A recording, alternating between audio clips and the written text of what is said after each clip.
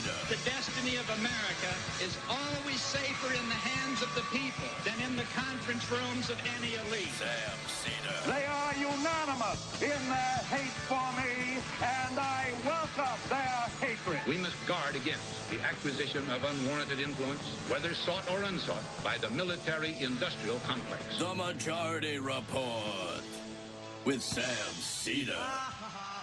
Ever get the feeling you've been cheated?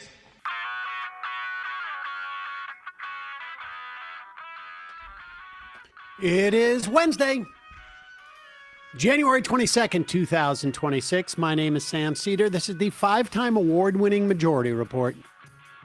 We are broadcasting live steps from the industrially ravaged Gowanus Canal, the heartland of America, downtown Brooklyn, USA. On the program today, Eric Blanc, Assistant Professor of Labor Studies at Rutgers University, publisher of Labor Politics newsletter. Then Representative Khanna, U.S. Representative for California's 17th Congressional District. We'll be talking about blocking ICE with both of them. Also on the program today, man attacks Ilhan Omar at a town hall event in Minnesota. Circular firing squad.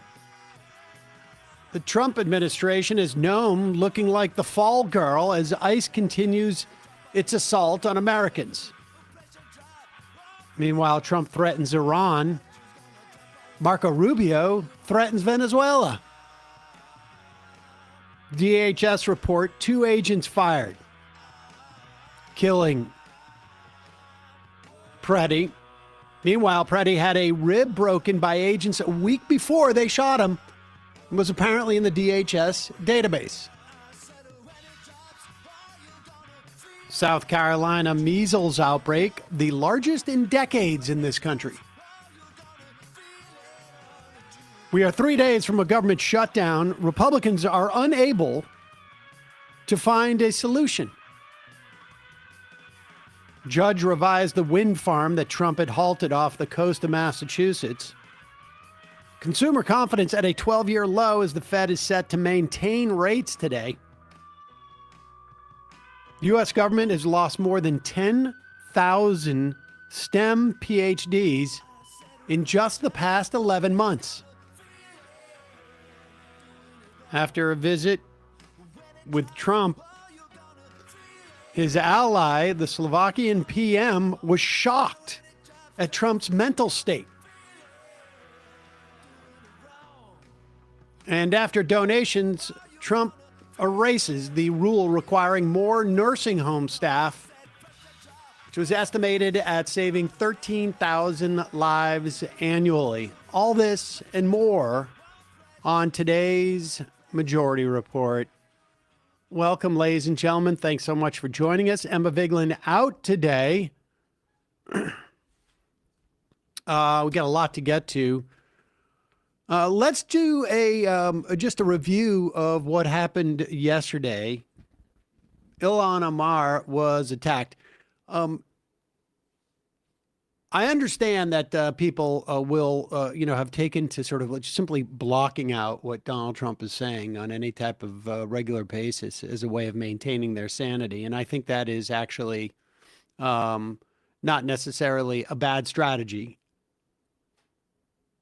What is, in many respects, more relevant than what he says is what his administration does. Who knows if this guy, and we'll talk about this story about the Slovakian prime minister, who apparently is a Trump fan, met with him when Trump was over there with the EU meetings and came away just sort of terrified at his mental state.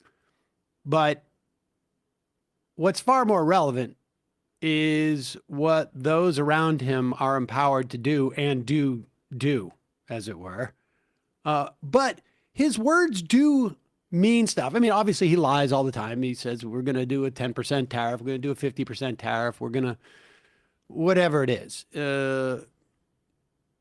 But his words do have meanings to the extent that there are Trump followers who hear them and then act upon them. This is what Donald Trump said just yesterday afternoon in Iowa. That's right. Nobody is able to come into our country except for those that come in legally. We want to have people come in legally. We need people to come in legally, but they have to show that they can love our country, not hate our country. They have to show that they're not going to blow up our shopping centers, blow up our farms, kill people. They're coming in legally, but they cannot come in unless they come in legally into our country, and we're letting some great Pause it for a second. What farms, shopping malls have we heard about being blown up by immigrants? I know J.D. Vance and Scott Besson have done some damage to American farms. I don't know about. Well, he's a farmer. Besson is a farmer, so he would farmer on farmer. But I mean, honestly, what? Immigrants are 26% less likely to commit a crime, I think it is, than U.S. citizens or natural-born U.S. citizens. I don't. I mean, like, he's living in a world, and I would suggest that the vast majority of the people in that stadium. I mean, I don't know how many people were there. Probably not as much as he used to draw. I'm sure they all believe these same things. And they also, like, the way they nod along, we're like, we want legal immigration. No, you don't. I mean, this is the number of people that have been arrested who are legally in the process is off the charts. Go ahead. In legally, but they cannot come in unless they come in legally into our country, and we're letting some great people come in. They have to show that they can love our country. They have to be proud. Not like Ilhan Omar. Did you see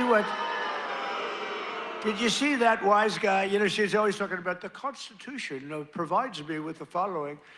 You know, the Constitution, she comes from a country that's a disaster. It's considered, I think, it's not even a country, okay? It barely has a government. I don't think it does. They're good at one thing, pirates. But they don't do that anymore. You know why? Because they get the same treatment from us as the drug dealers get. Boom, boom, boom. Pause it for 1 second. While we're there, again, I'll remind you yesterday, there were lawsuits levied by Trinidadians whose husbands were murdered by the United States on a fishing boat. And now it's possible these drug cartels are just taking a flyer, and we're going to try and sue the United States and see if we can win in civil court for a wrongful death for our drug-running friends. Or it's much more likely that we as a country just have randomly murdered fishermen in boats, as he talks about pirates. We call them terrorists because they're from a different country. Here is a how many of these do we have this series? What is this? Just one, or? Yeah, this is just one example of what he's doing like every day. Okay, every day Donald Trump is on Truth Social. I don't really follow him too much, but on there. But it's things like this. There's $19 billion in Minnesota Somali fraud. Fake Congresswoman Ilhan Omar, a constant complainer who hates the USA, knows everything there is to know. She should be in jail, or even worse, punished, sent back. Now, of course, she has nothing to do with any of the fraud that, frankly, the state of Minnesota and the DOJ under Biden was already investigating.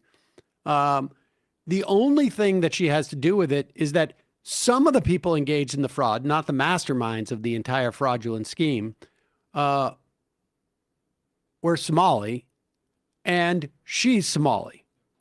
So in the same way, all of those people who committed fraud or other crimes that Donald Trump has pardoned are white, theoretically, we would all be implicated because we're white.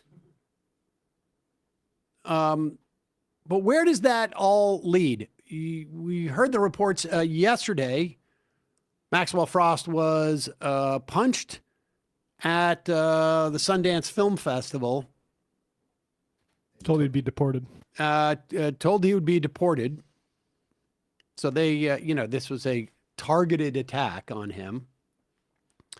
Here's Ilhan Omar at a town hall in Minneapolis as she's addressing the ICE invasion that's taking place there.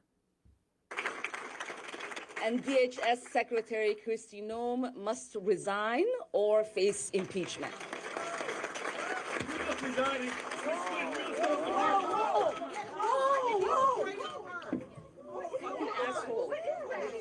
I don't know. Oh my God, he sprayed something on her. I need a napkin to know nothing. No, we will continue. No. Ilhan, you need to go get checked. No, we will continue. These fucking assholes are not going to get away with it. You need to go get checked. No, I don't know what.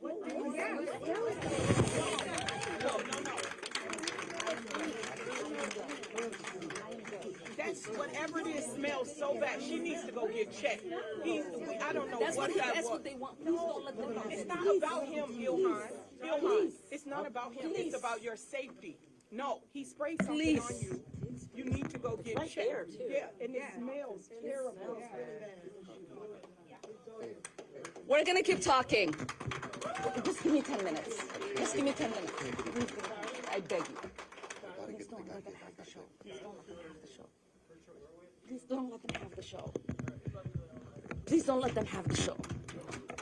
Here is the reality that people like this ugly man don't understand. We are Minnesota strong, and we will stay resilient in the face of whatever they might throw at us.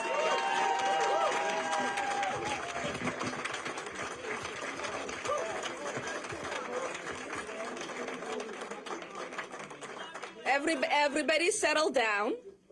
I'm going to finish my remarks.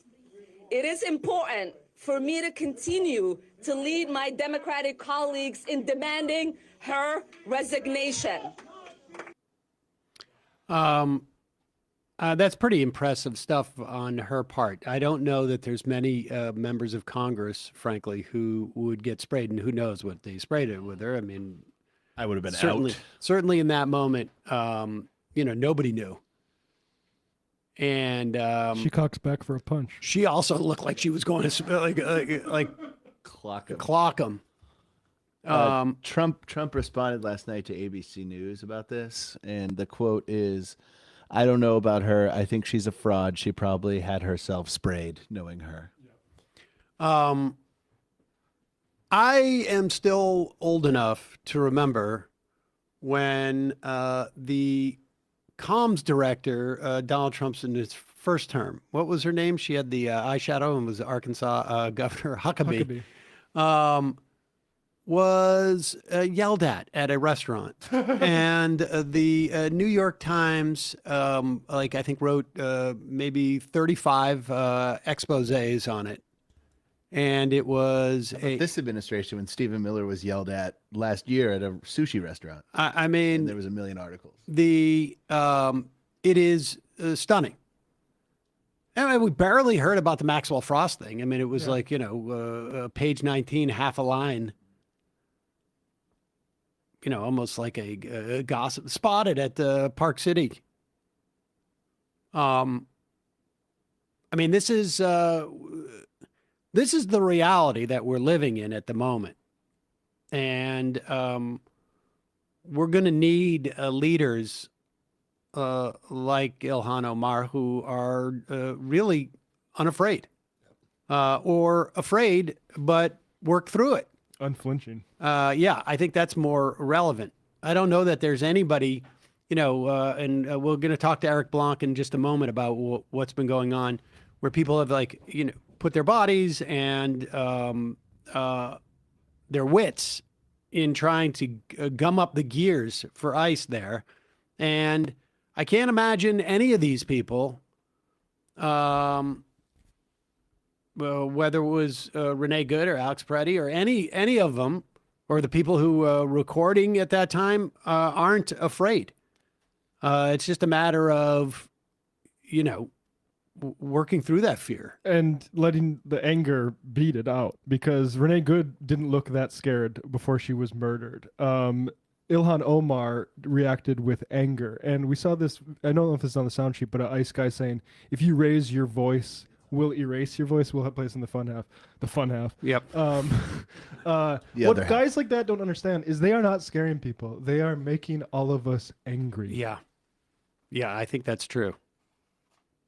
I mean, there's not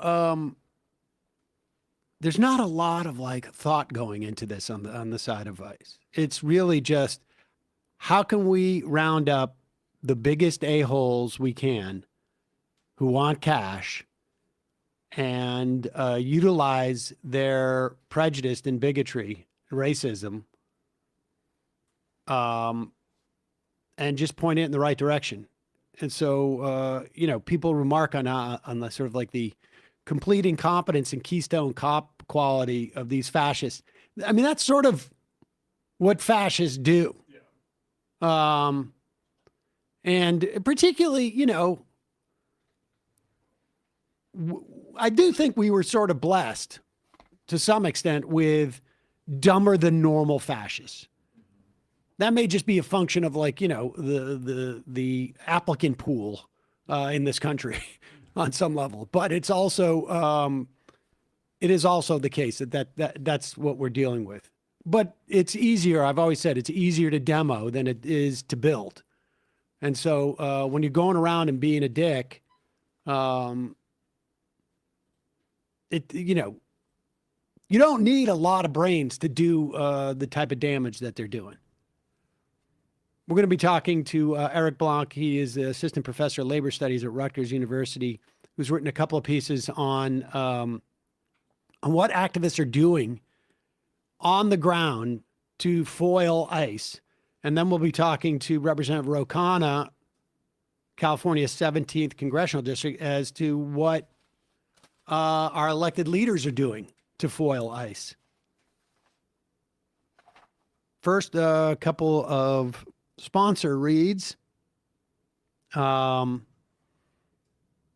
of the things I enjoy about getting this copy is it reminds me to take my Nutrafol. I literally did that before the show when I saw the thing. I keep a bottle here, and I have one at home because I never can remember to take stuff. But guys, if your hair isn't playing like it did in your 20s, it might be time for a real comeback. Not another workaround. Throwing on a hat is not a strategy.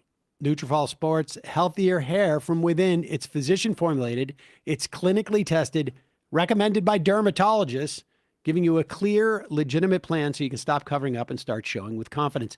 Nutrafol now offers hair growth supplements tailored for men at every age because the root causes a thinning hair change over time, and your routine should too. Nutrafol for men ages 18 to 49 help improve hair growth and achieve a thicker, fuller hair in 3 to 6 months. And new Nutrafol Men 50 Plus, which I am really just hearing about this. I think it was the first time was a couple days ago. And I'm a little bit overdue for the 50 Plus. The first and only hair growth product specifically formulated for men 50 plus. Nutrafol is the #1 dermatologist recommended hair growth supplement brand, trusted by over 1.5 million people. I've been using it for a couple of years now, and I have noticed a big difference in shedding. I literally had this conversation with my doctor when I went in for my annual physical. I think it was like a week ago, last Thursday. And, he's like, you taking any new, remind me again what supplements he's taking. Nutrafol, how is that? I said, it's going good. He told me that his wife was actually taking it because their dermatologist recommended it. He's like, he sounded skeptical. And I'm like, dude, I'm telling you, like, the shedding, I assume I'm growing hair in the same rate I always did, but the shedding is much less. And both Emma and I know 2 women who have had a lot of, had great results with Nutrafol. You can feel great about what you're putting into your body since Nutrafol hair growth supplements are backed by peer-reviewed studies and NSF content certified, the gold standard and third-party certification for supplements. It's drug-free. Adding Nutrafol to your daily routine is easy. Order online, no prescription needed. With automated deliveries, free shipping, keep you on track. Plus, with a Nutrafol subscription, you can save up to 20% and get added perks to support your hair growth journey. Start Nutrafol today. Make that hat optional. Visit Nutrafol.com. Enter promo code TMR10 for $10 off your first month subscription and free shipping. Find out why Nutrafol is the best-selling hair growth supplement brand at Nutrafol.com, spelled Nutrafol.com. Promo code TMR10. That's Nutrafol.com. Promo code TMR10. We'll put that information in the podcast and YouTube description. Also, one more sponsor, and I got to tell you, I don't know if it's a combination of like just the extreme cold that we've had now for 10 days, and we're going to have for another 10 days, or just the news coming out of Minnesota, or frankly, just everything over the past year. But I'm finding it extremely hard to get out of bed in the morning, and so exciting when I get into bed at night. Like, I literally right now am picturing my sheets, and they're Cozy Earth sheets, and they are incredibly soft and comfortable. And in the summer, I found them to be temperature regulating, but now I find them just to be I don't really know how to describe it. It feels like I'm like in a bunker. And in a good way. It's got to be a better word. I know. Valentine's Day is coming up, though. And whether it's for someone special or just for yourself, Cozy Earth makes it easy to bring comfort and care into your everyday life. I've got Cozy Earth joggers that are awesome. My favorite sweatshirt. It is like the only thing I wear when I'm not wearing,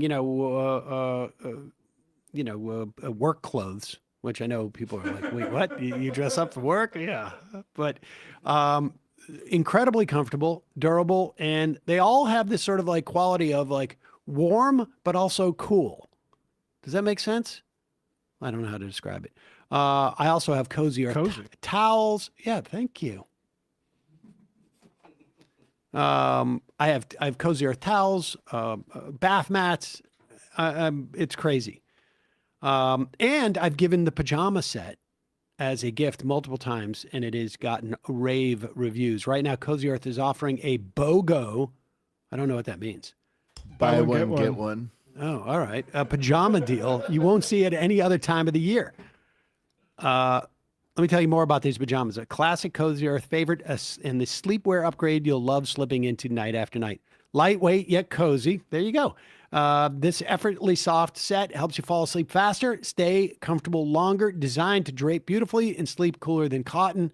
It keeps your temperature just right without overheating. Thoughtful, comfortable, easy to love, perfect gifting for someone special and treating yourself to a better rest. Honestly, these make great gifts. Cozy Earth purchases are risk-free. They have a 100-night sleep trial. Try them out. If you don't love them, return them. 10-year warranty, because once you feel this level of comfort, you want it to last a decade. Thanks to Cozy Earth for sponsoring this episode, and thanks for virtually everything that has to do with my bedding or my comfort. These viral PJs are so good, they sold out during the holidays. Now they're back with an exclusive deal, only available January 25th to February 8th, so you got to get on this right now. Head to CozyEarth.com today. Use our code MajorityReportBOGO. Majority Report BOGO to get these PJs for you and someone you love. Majority Report BOGO, B-O-G-O. And if you get a post-purchase survey, be sure to mention you heard about Cozy Earth on the Majority Report. Celebrate everyday love and comfort that makes the little moments count. We'll put the link and that coupon code in the podcast and YouTube description. Majority Report BOGO at CozyEarth.com.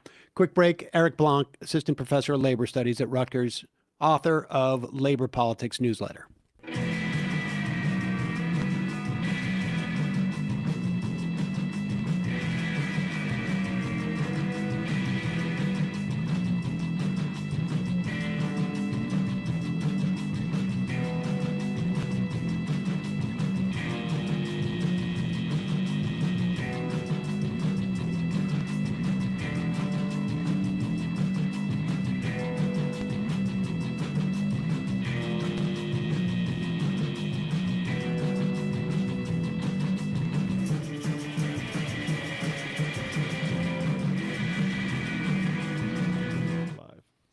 We are back. Sam Seder on the Majority Report. Emma Vigeland out today. I want to welcome back to the program Eric Blanc. He is the assistant professor of labor studies at Rutgers University and publisher of the Labor Politics newsletter. Is that what it's called? Yeah, laborpolitics.com. It's a Substack. Yeah, it's the Substack, laborpolitics.com. I read you consistently, Eric, and there were two pieces that you had over the past month that sort of go together. And you just interviewed, I guess it was just like a day or two ago, Aru Shine Ajay, Sunrise Movement's executive director, who also happened to be a lifelong Minneapolis resident. And prior to that, you had written a piece on, what people can do to essentially, put their bodies in the gears of ICE to fight back. Let's go through this because Minneapolis seems to be sort of like where all of the best practices of other places have come together, and people have been, successful. Also, there's been just horrors there, 2 killings. But let's just, I guess, start in with what's your sense of like the type of tactics that we're starting to see now from just ordinary people who weren't necessarily activists. I mean, some were, but others not, just defending their communities. The most basic tactics have been sort of widespread across the country, and Minneapolis has done those at scale to an extent that nobody else has. So we're talking particularly about recording ICE agents, so people going around with their phones. And then another really important, relatively new, but also widespread tactic has been to deliver food to immigrants who have no sort of safe way of getting out of the house, frankly. And so these are 2 basic tactics that have been used in a very widespread way. Also whistles. This is a really important way to flag to community members that ICE is around. So if you see an ICE agent, you whistle. So everyone in Minneapolis is walking around essentially with whistles and on these signal chats. And people then, if they hear ICE is coming, then they go sort of swarm around to support their neighbors and to also just sort of raise as much ruckus as possible and much recording as possible to at least make people who are undocumented feel that people have their back, and also to put a little bit more eyeballs on what ICE is doing. And as we've seen, the recordings have had a major national impact. The signal chats seem to be sort of like a decentralized version of those ICE alert apps that came out, and then ICE got Apple to take them down and Google to take them down. But these seem to be sort of like more community-based. How are people getting into these signal chats? Yeah, I mean, it's really amazing. One of the things that I was struck by in talking with Aru is just the depth of organization they have. It's basically neighborhood by neighborhood, and you're in a signal chat with your neighbors, and you opt in. And there's various different coalitions in Minneapolis that have made it easy for people to opt in. And essentially, you just get added to this chat, and you get trained on what to do, right? Like how to stay safe as possible, obviously. You never know what ICE is going to do. And then there's coordination of these coalition organizations that are helping coordinate these chats on a citywide level. But really, it is very decentralized because you're talking about tens of thousands of people active every day in just watching out for their undocumented neighbors. So yeah, it is really sort of like a very bottom-up dynamic, and it's pretty inspiring. It's scary and terrifying what ICE is doing, and I think that's sort of obvious. But the flip side of it is this beauty that is described by Aru and anyone else you talk to in Minneapolis. They've never experienced this level of just sort of like human solidarity and courage and community. And these words that get used and misused a lot, and they almost become cheap. But then when you really feel it on the day-to-day, your life has changed. People have described it to me as just actually never felt this way before in my whole life. And that's powerful. That's fascinating. And in terms of like infiltration, on these, there's really not much for the ICE people to sort of learn from this other than who may or may not be the users, but more often than not, the ICE is already developing a database of everybody who's coming out and recording them anyways. Yeah, and look, it's legal. These are all legal tactics. And so it was funny after, nothing of this is really funny, but after the murders, there's some Fox News spin trying to say it was all leftist plot. And they said, we've got the data from the signal chat. We got into the signal chat. And it's just, of course, it's just totally innocuous. People saying, yeah, there's ICE agents here. It's like, no, nothing that's not just totally above board. And these people are walking around, most of the time actually, identifiably, because there's just nothing illegal about recording an ICE agent. There's nothing illegal about delivering food to your neighbors. And so there is not, I don't think, any sort of secret plot. I mean, that's the nicest way to say it. There is no secret plot.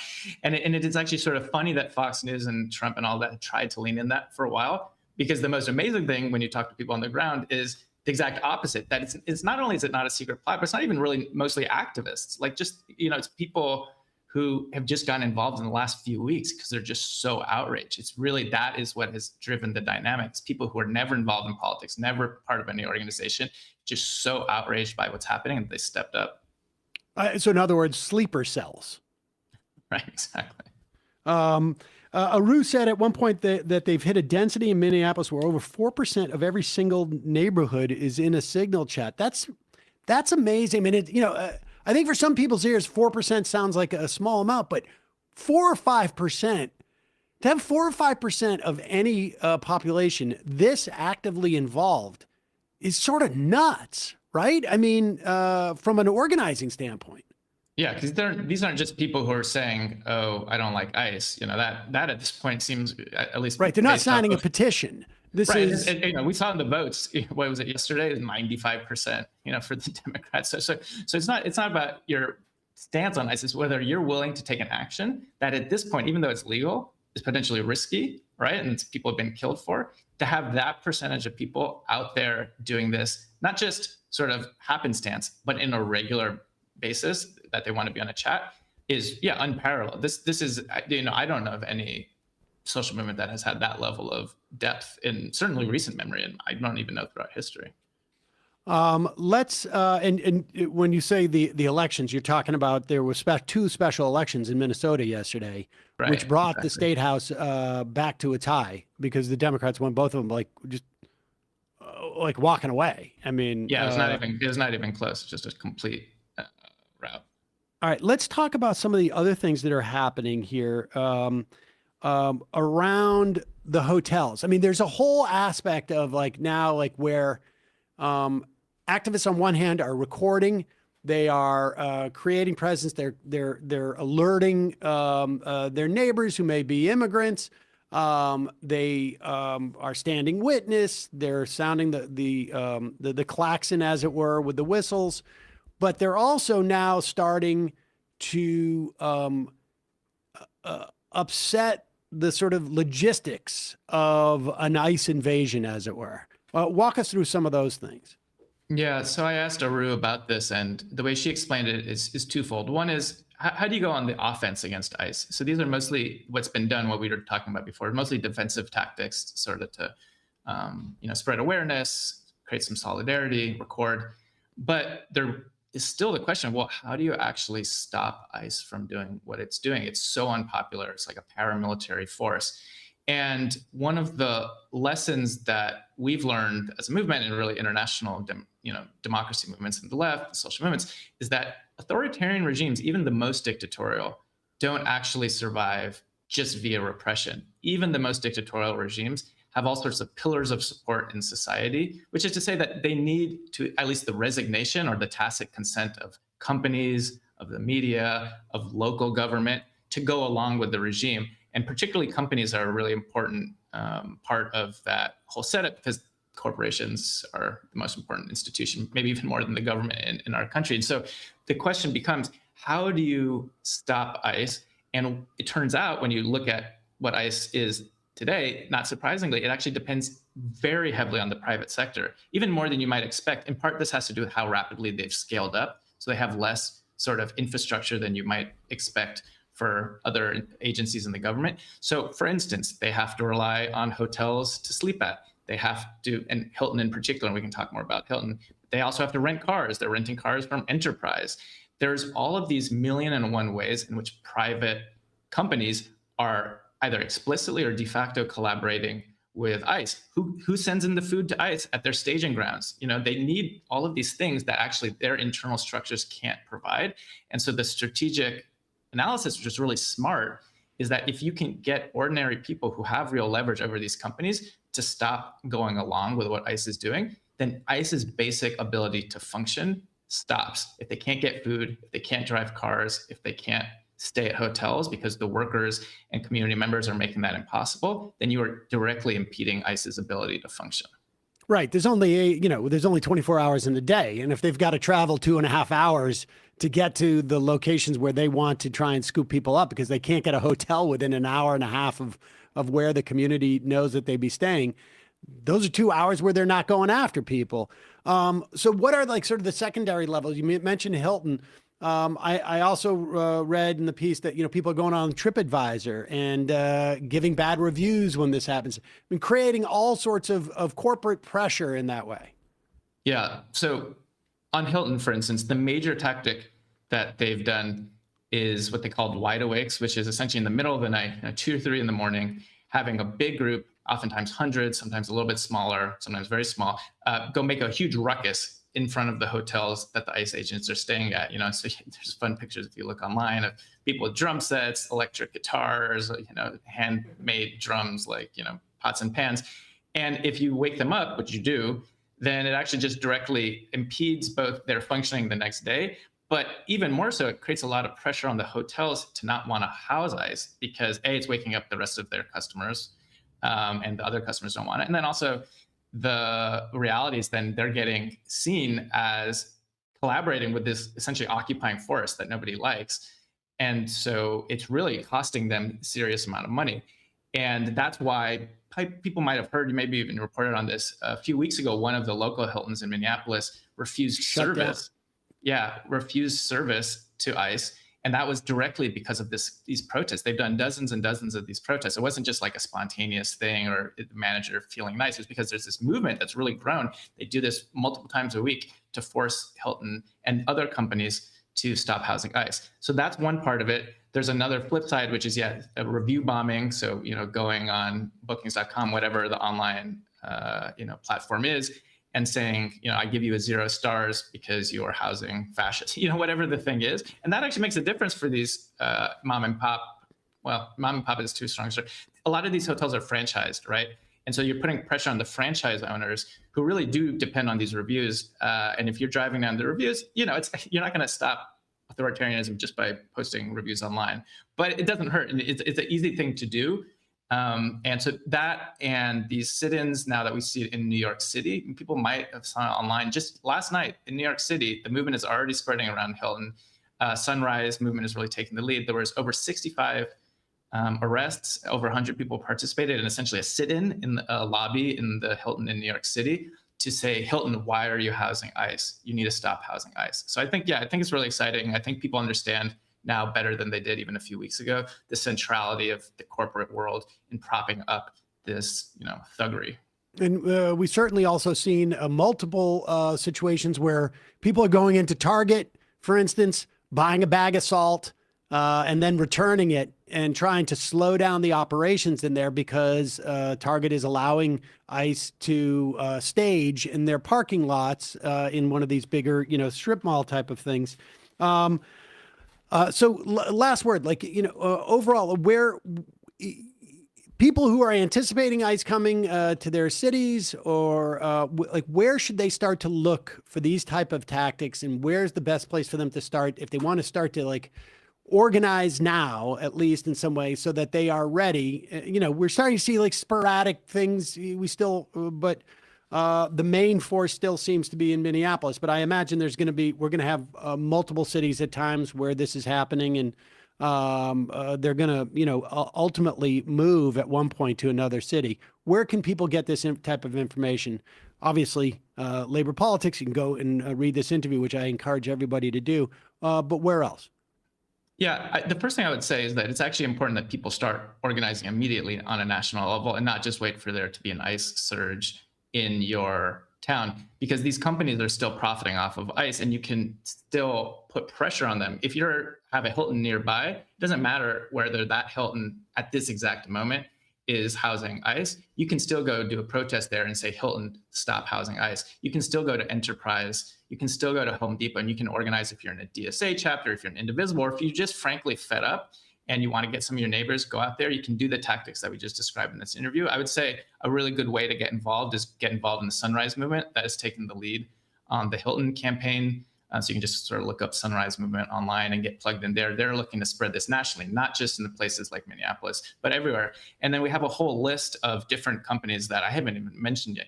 Microsoft, UPS, Flock Systems. And yeah, if you go to the article we wrote on laborpolitics.com, we have a list of these different companies that are implicated in this authoritarian anti-immigrant assault on Americans and everybody in this country. So yeah, I hope folks get involved. I think this is the cutting edge issue for how we stop ICE. Okay, great. Well, Eric Blanc, thanks so much. Assistant Professor, Labor Studies, Rutgers University. We'll put a link to your Labor Politics newsletter. Really can't encourage people to read it enough, and appreciate your time coming on today. Yeah, thanks for having me on. All right, folks, we're going to take a quick break. When we come back, we're going to be talking to Representative Ro Khanna, U.S. Representative for California's 17th Congressional District.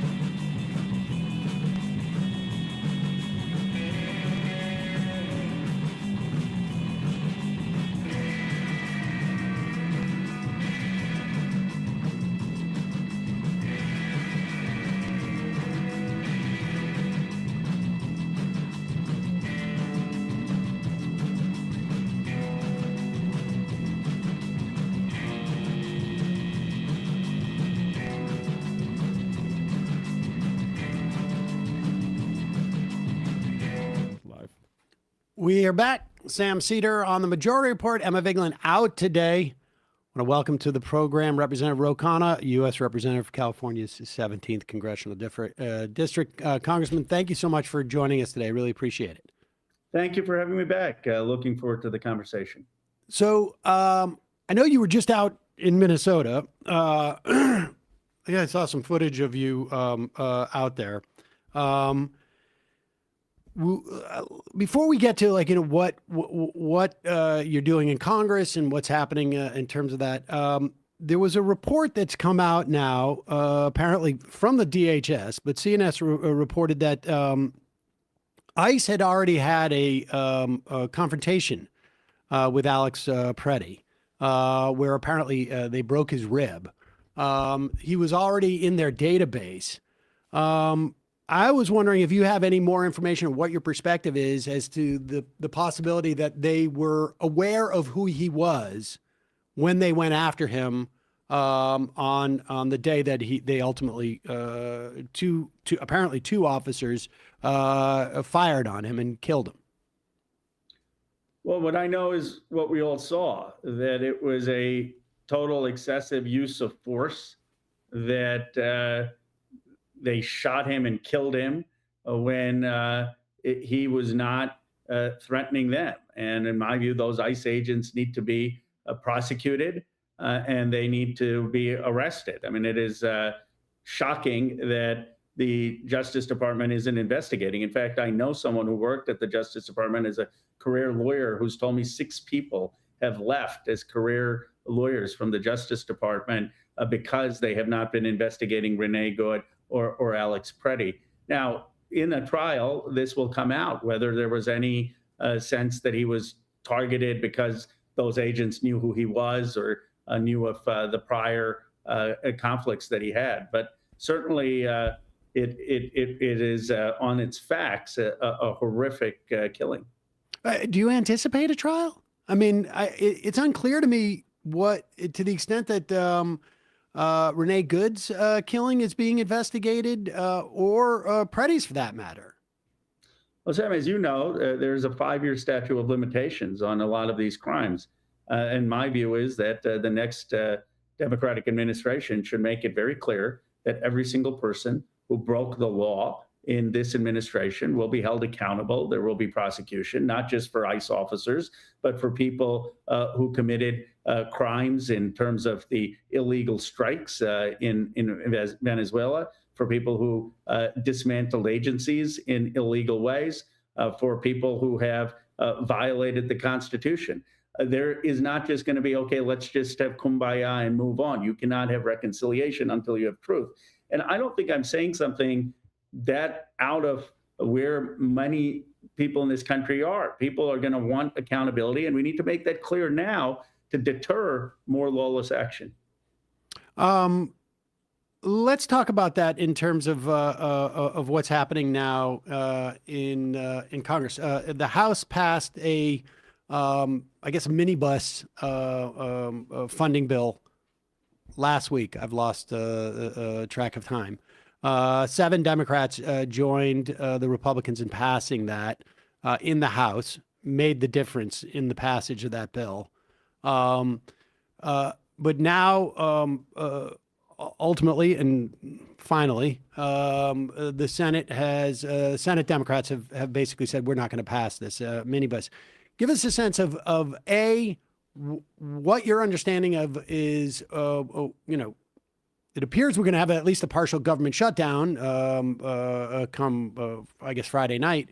But where that stands and what do you think should be the demands of the Democrats providing votes for any type of funding? Well, first of all, how can you fund a government that's killing its own citizens? So I guess this is at least the line for the entire Democratic Party. And I do think it's going to hold.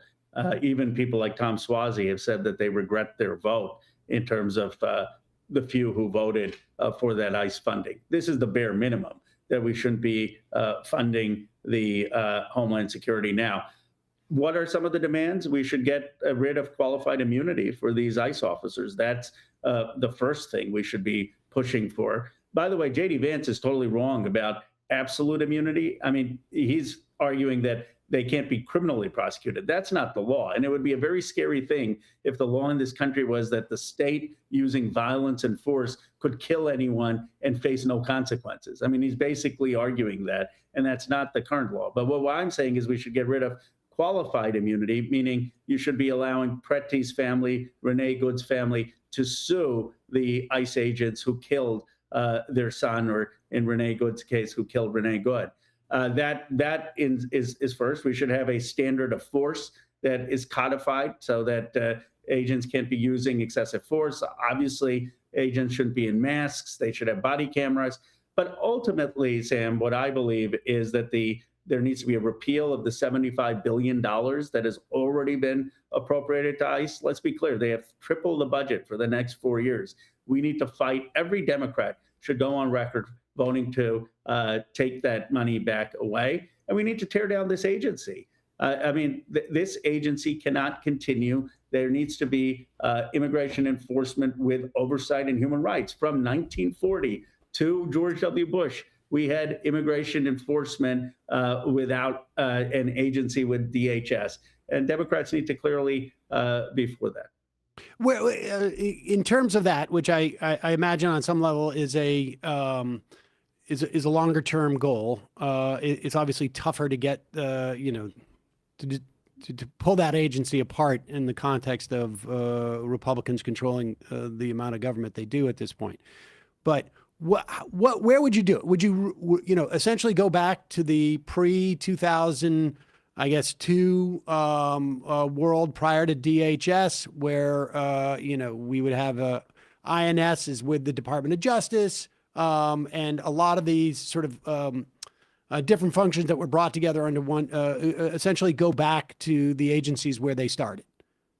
I do think it needs to be under justice. Obviously, Pam Bondi's justice, you're probably not going to get much difference because there's been a contempt of the law. But you're asking me, in an architecture, I think we move it back to justice, but there need to be more controls on human rights.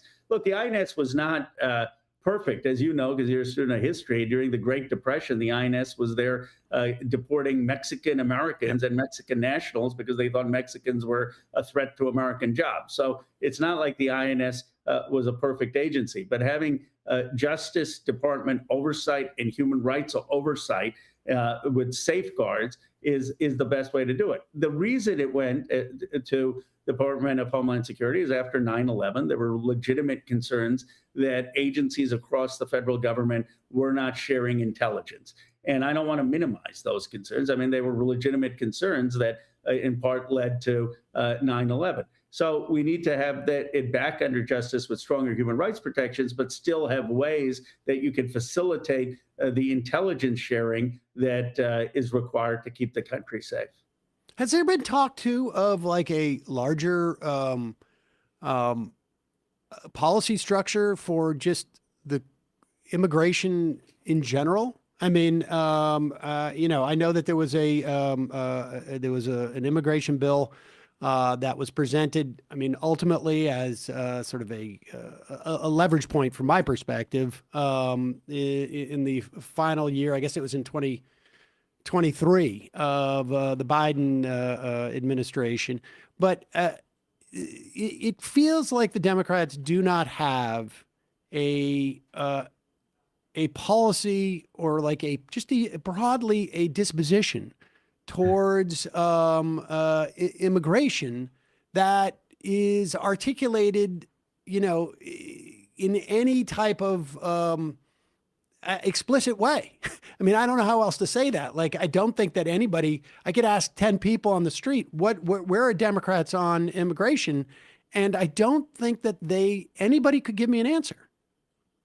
Well, how about we start with immigrants are good? Immigrants help America. Obviously, I'm biased. I'm the son of immigrants. My parents came here in the 1960s. My dad is a chemical engineer. My mom is a substitute teacher for special needs. I was born in Philadelphia. They got a green card, eventually citizenship, and they were so proud that they could vote. And my dad became part of the local Democratic Party in Bucks County. But I'll tell you something, having grown up the son of immigrants, the main thing they want to be able to do is just have legal status in this country, most immigrants. So at the very least, I mean, I'm for a path to citizenship, but at the very least, the Democrats, when we're back in power, need to deliver something to make sure that people who are working hard, paying taxes, have some status. I mean, we've not solved this problem for 30 years. And, my hope was when that whole thing happened in Springfield in Ohio, they're eating dogs and cats. Instead of just showing up at the border, I wish Democrats had shown up to Springfield, Ohio. Like I went to Minneapolis and said, let's talk about these Haitian immigrants. They're working hard. They are building businesses. They're contributing to the community. Here's who they are.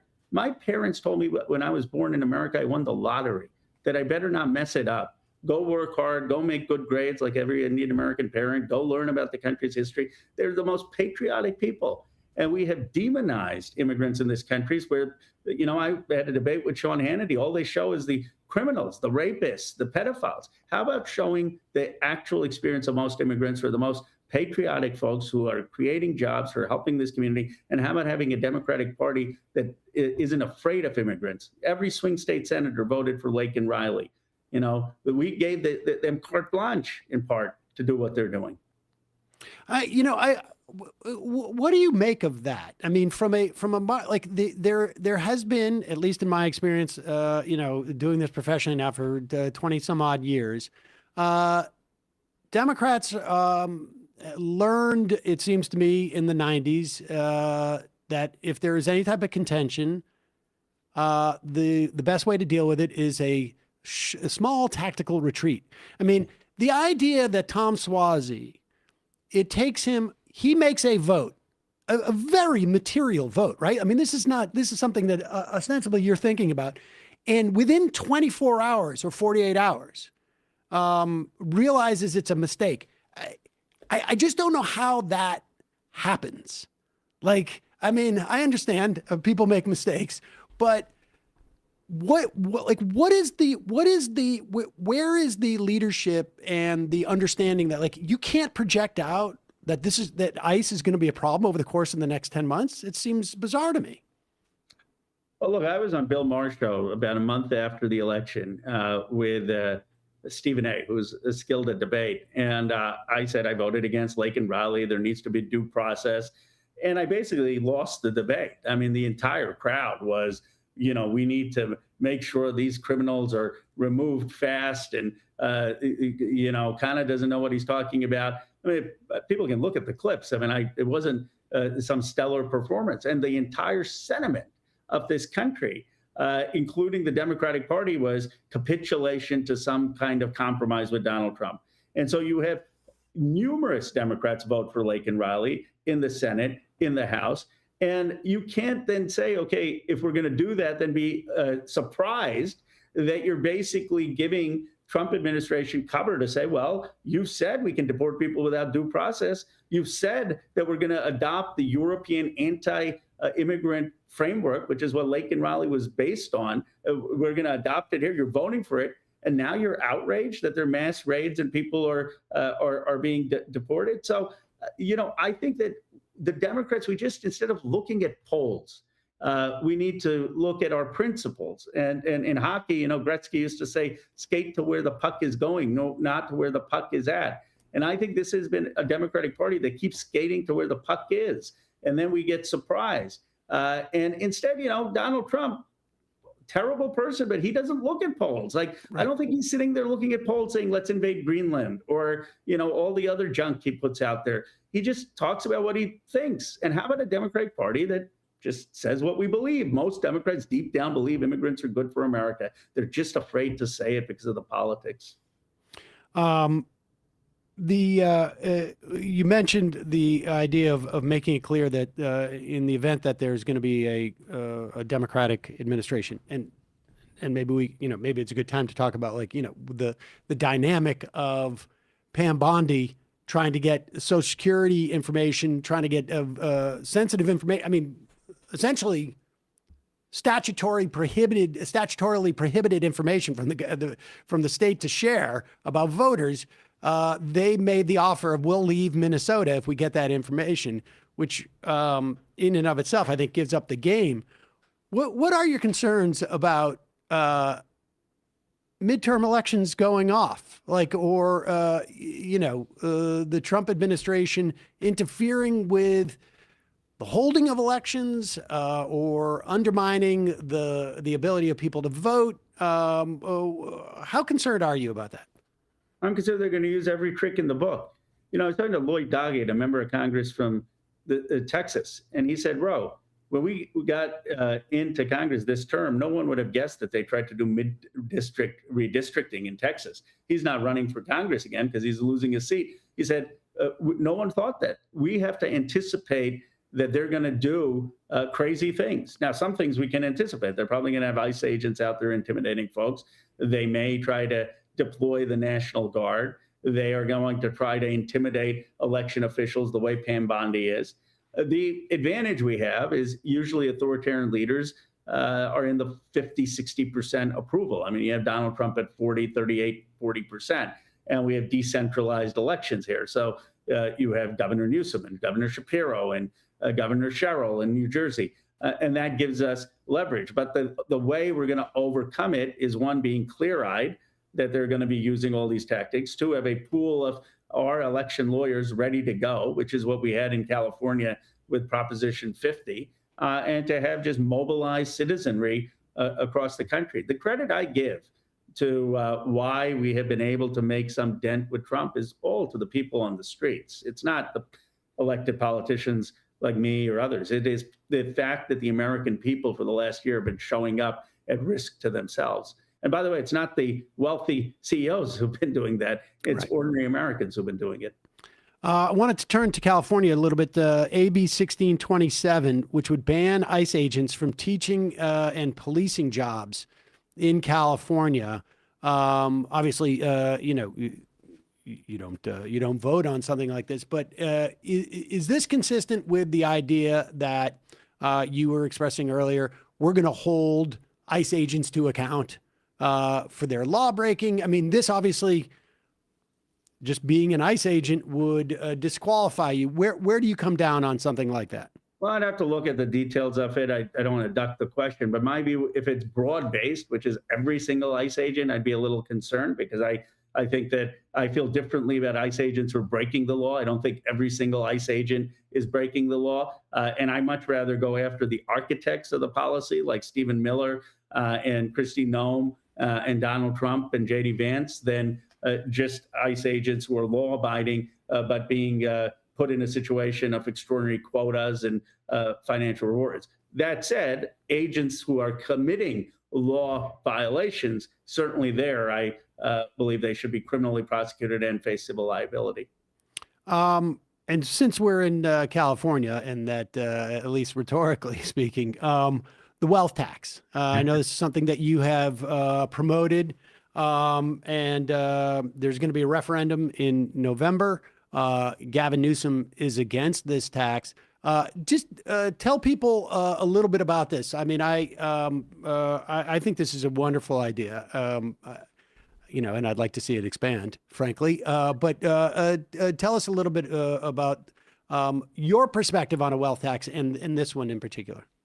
Well, look, I mean, we have the most income inequality we've had in arguably this country's history. My district, Silicon Valley, has 1/3 of the nation's wealth, $18 trillion. The national stock market is $60 trillion. At a time where Californians don't have health care. I mean, 2 million Californians are going to lose health care because of the Medicaid cuts. There are 600,000 are going to lose the Affordable Care Act, and 200,000 healthcare workers are going to be put out of work. And they're saying, well, the SEI union is self-interested. Yeah, they're self-interested. They don't want to see nurses and home care workers out of work. That's their job. That's why they're a union. That's why we support unions. So the question is, when you have wealth and billionaire wealth, and most of it doesn't get taxed because you have the tax on options and you have the tax on grants, but then all of the appreciation, you don't tax that unless someone dies. And then when they give it to their heirs, sometimes it doesn't get taxed because you get a step up in basis. And the idea that you would have some tax on wealth in this country, it seems to be very reasonable to be able to pay for healthcare, childcare, education. You right now have a society where you have an AI revolution, and some people are benefiting extraordinarily for it, but a lot of other people are not. And I'm a celebrator of entrepreneurship and innovation, and I believe these people create great companies. I mean, we may disagree on the value of it. I've celebrated it, but I don't think you can do it without everyone participating. And I'm not for just let's have no one work and have a UBI, but the friends who are for a UBI, I was like, who's going to pay for it? I mean, you've got to be able to tax the extraordinary wealth to be able to make sure everyone is participating. And that, in a nutshell, is the debate federally and statewide. But obviously, people are upset with me over it, and it's where I've actually stood since I supported Bernie Sanders. Do you think you're going to lose one constituent to another state over this wealth tax? I mean, the threats are that there's going to be capital flight. I know that the CEO of NVIDIA almost laughed off the idea that they would leave California. Certainly, it's not a wealth tax that Mamdani was proposing for universal child care here. Couple of percentage over, $1 million, your first $1 million, you have to pay 2% or something to that effect. Massachusetts instituted a millionaire's tax, again, not a wealth tax, but an income tax. And all they saw was more millionaires. We hear this all the time, the idea of capital flight. That capital flight and the idea of how do you assess what the value of something is, which we do all the time, whether it's, whether in the form of penalties or in the form of real estate taxes or whatnot. But that notion that there's going to be capital flight, how much of a concern is that, considering that your district in particular is one of the wealthiest in the country, the world. I don't know.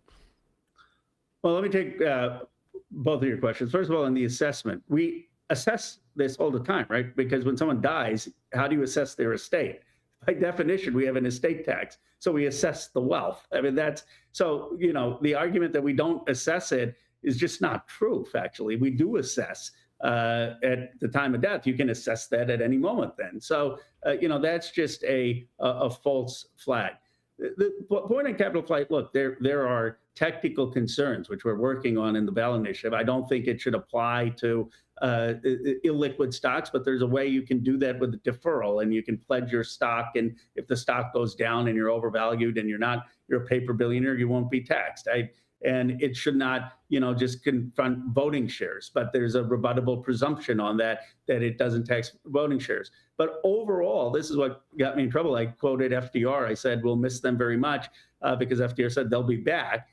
Do I think there'll be some people like Peter Thiel and Larry Page who've left? Yes. But what Jensen was saying is, look, all the talent of AI is there in Silicon Valley. You have Stanford, you have UCSF, you have Berkeley, you have enormous trillion-dollar companies, you have OpenAI, you have Google. And ultimately, why people choose to build buildings and companies and invest is because of that ecosystem.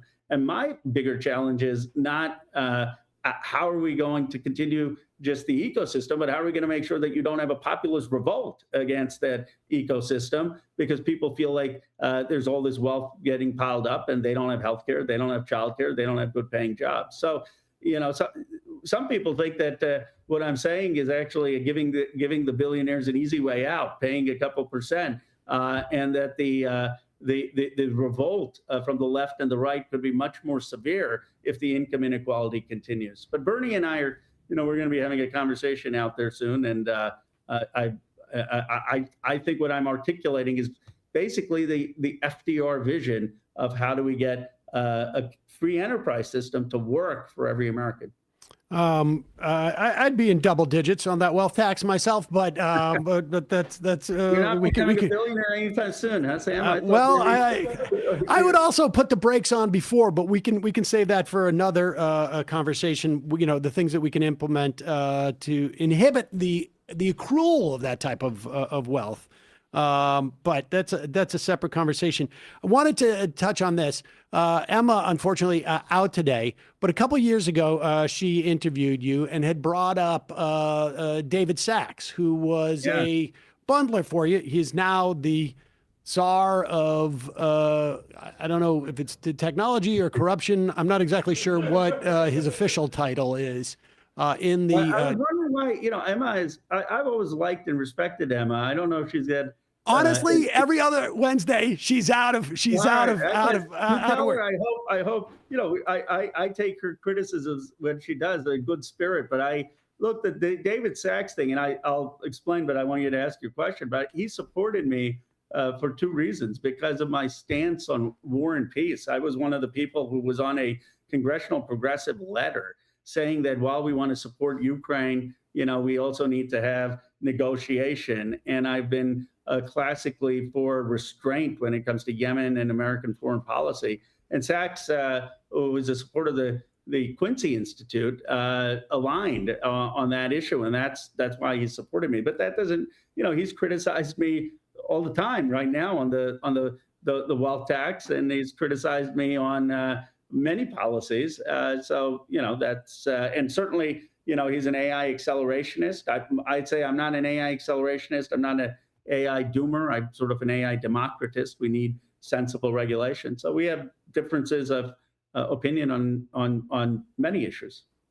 And just more broadly, how much does the implications of this funding? I mean, obviously, you've taken positions that that he disagrees with, and I think he's more of an avatar. I don't know his specific money. I mean, but how concerned are you as to capture by sources of money in that regard? I mean, it's no fun dialing for dollars. I would imagine you don't enjoy that any more than any other member of Congress.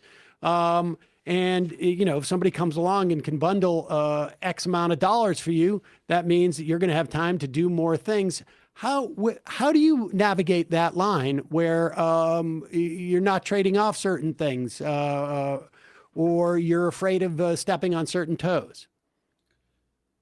Well, look, I don't take any PAC money. I don't take any lobbyist money. I don't have a super PAC. So the contributions you're talking about are not the hundreds of thousands of millions of dollars. Everyone is limited to $3,500 for a primary, $3,500 for a general. And we raise millions of dollars. I'm not saying that people who are affluent don't have disproportionate say in a democracy. But to me, the biggest problem is the role of these super PACs where people drop in millions of dollars. And that's why Summerlee and I have a bill to say you should regulate the super PAC, saying you shouldn't be able to contribute more to a super PAC than you can to a candidate. That would solve a lot of problems. But if you look at my record, I mean, from the wealth tax to Medicare for all, to free public college, to the fact that the New York Times said that tech billionaires trying to oust Khanna because of the support for wealth tax, to less money for the Pentagon budget, where you have a lot of defense tech in my district, I think you'll find that I would press people to find where I have taken a policy position in any way that's been influenced by the donor class. It's the exact opposite in what I've stood for. Where I think it is problematic is it is time, and it is an unseemly part of politics that you have to raise money. I mean, it's just something I wish we didn't have. I wish we had democracy dollars or some kind of public financing that I've supported. But I make it very clear where I stand on issues. I've never cast a single vote in my judgment, honestly, where for donors, and I've cast many votes where it's exactly against what these donors believe, especially now where they're coming after me. Representative Khanna, I also just wanted to thank you for your support of Social Security and Medicare. I know you've been very much involved in that as well, and that's one of my bailiwicks. I appreciate that, and I appreciate you and Emma sounding the alarm early on what happened in Gaza. I've come to the view that co-sponsored Rashida Tlaib's resolution that it was genocide, but I did that maybe months ago, and you were. Had a moral clarity on that before many of us. So I appreciate that. Oh, thank you. Representative Khanna, U.S. Representative California's 17th Congressional District. Thanks again for coming on. Much appreciated. Thank you. Appreciate it. Bye-bye. All right, folks. We're going to head into the fun half of the program today. Looks like it's confirmed by at least Liz Collins of The Atlantic. Sources tell me it was apple cider vinegar that Ilhan Omar was sprayed with last night. So the Maha connections thicken. I was literally joking about that before You're the right. show started. Yeah. But also there's a big a timeline of this guy's life recently put out by the GOP in Minnesota. And they're blaming the algorithm for radicalizing this guy post a divorce. Apparently it's that plus the algorithm led him to become a giant racist guy. Was there any particular programs that he was watching? Well, the funny thing is I'm old enough to remember when Facebook wanted to address the hate in their algorithm. And the good news is TikTok is no longer letting you use Zionist as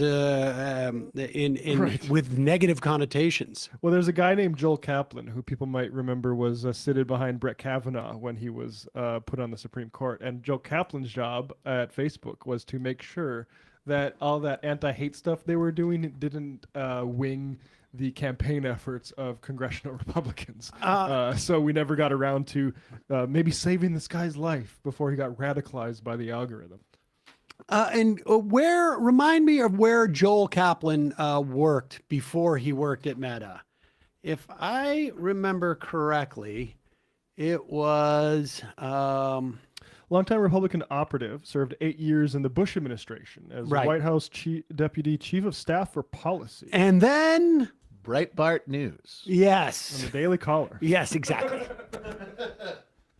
So this apolitical algorithm that we're all struggling We're going to with, make that very apolitical and very free of hate. that makes us get upset with black people after our divorce.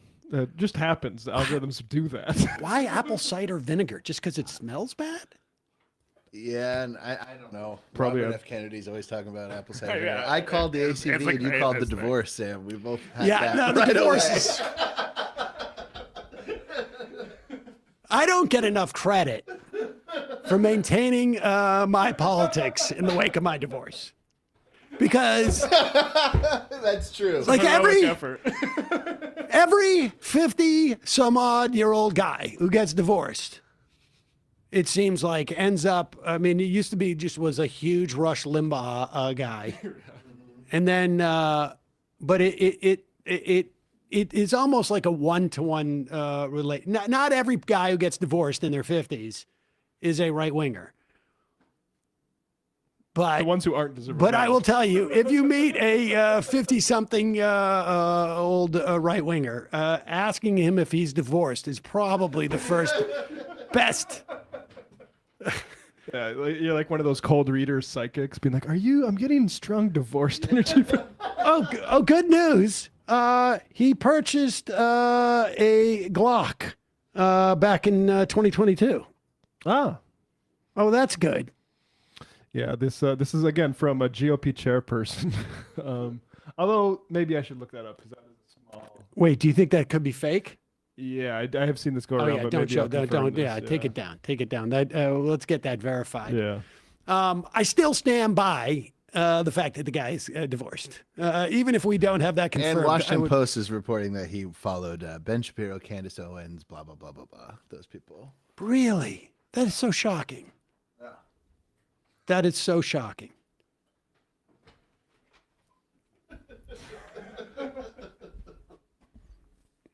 I won't trust any of that stuff that doesn't come from a verified source, except for the divorce part, because that just seems to be 100% guaranteed. All right, folks. Steve Bannon should open like a divorced man's clothing line. Oh, my God. Because they all look like him. Yeah. Yes, it's true. It can go either way with the divorce thing. It's like you're two tough dates away after the divorce, particularly, for someone who's like in their 50s, because chances are you got married before there was any like these apps or anything like that. It would take just like 2 dates on the apps. And then all of a sudden you're just like, I'm never showering again. I am done being worried about what clothes I'm wearing. Chugging apple cider vinegar. Exactly. I don't need to work out anymore. If I take enough apple cider vinegar, I'll be fine. That leather jacket that clearly had marble reds in it is such a look. Oh, yeah. Was he wearing a leather jacket? Or like a Yeah. weathered Yeah. something jacket. Yep. Yeah. But there's all this stuff. There's all this programming for men that are wayward on the right. Why wasn't he set straight by it? I just like, what is No, the he's just a thinking? boy. Apple cider vinegar. I'm gonna spray her with apple cider vinegar. Like, there's not even any like metaphorical. Yeah, it just stinks. Folks, it's your support that makes this show possible. You can become a member at jointhemajorityreport.com. When you do, you not only help this show survive and thrive, but you also get the fun half. And you get to I am us. Jointhemajorityreport.com. Jointhemajorityreport.com. Also, justcoffee.coop. The reason why it's .coop is because it's a co-op.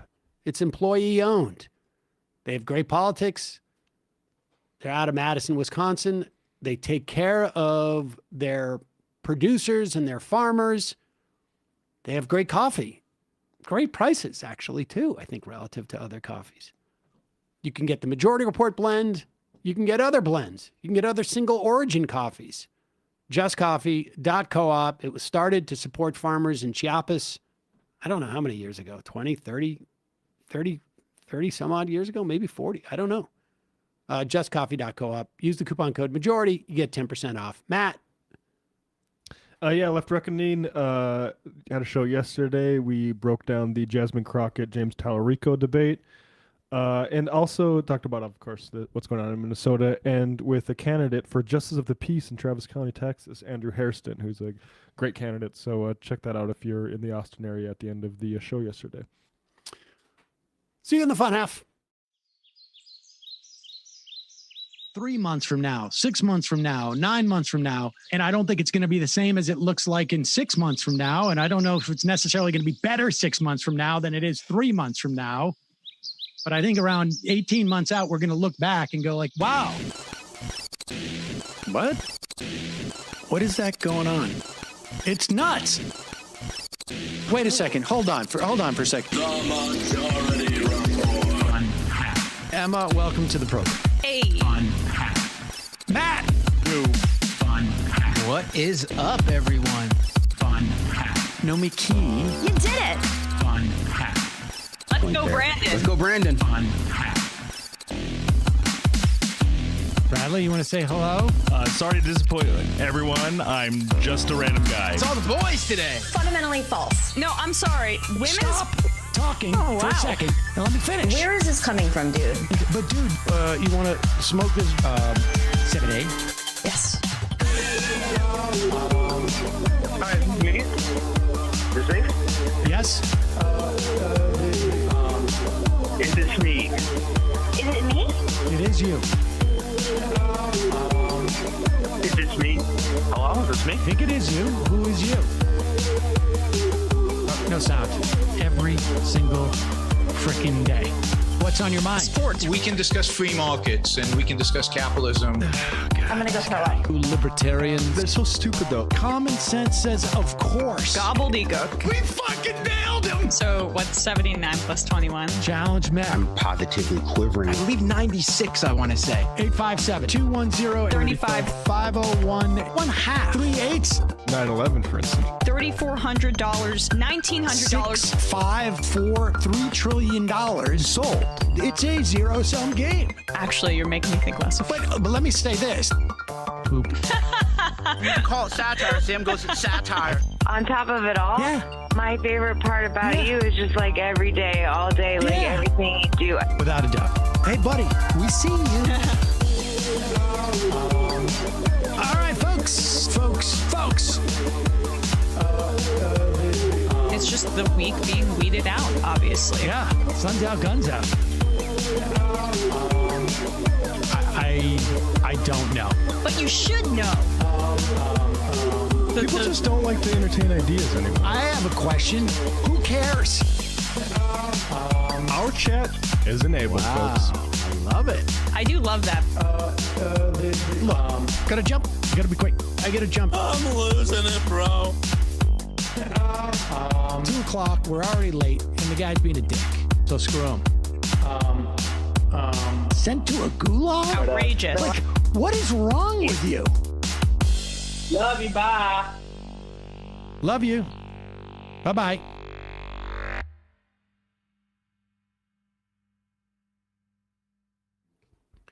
We are back. Sam Seder. Fun half. Emma Vigeland out today. Haunting Spectre. I'm surprised you haven't mentioned the latest juicy Dave Rubin versus Candace Owens battle. I had it on the sound sheet. What? Was it yesterday? Was it yesterday? No, it was last week. We got to carry that shit over. Yeah. That stuff is evergreen. It was there for a while. Yeah, I'll bring it back. Bring that back. You know, I don't know that it's fair for anybody to be surprised that we haven't been focused on Candace Owen and Dave Rubin's battle. No, though we did listen to some kind of related content before the show today. Oh, wait a second. What do you think Rubin got into with Peter Thiel in Hawaii? Candace said it involved perversions. Well, she said that they were doing drugs together, and Peter Thiel and Dave Rubin, and that he loaned Rubin a bunch of money, and Rubin's not paying him back, and Rubin is pissed because he's like, it's a drop in the bucket. That's the drama. Wait, that would make Dave look good. I don't. Yeah, it's so hard to know who to root for in this.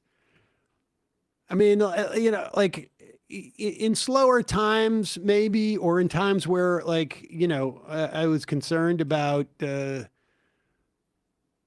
Rubin leading some type of political movement. But these people are, frankly, less relevant at the moment. And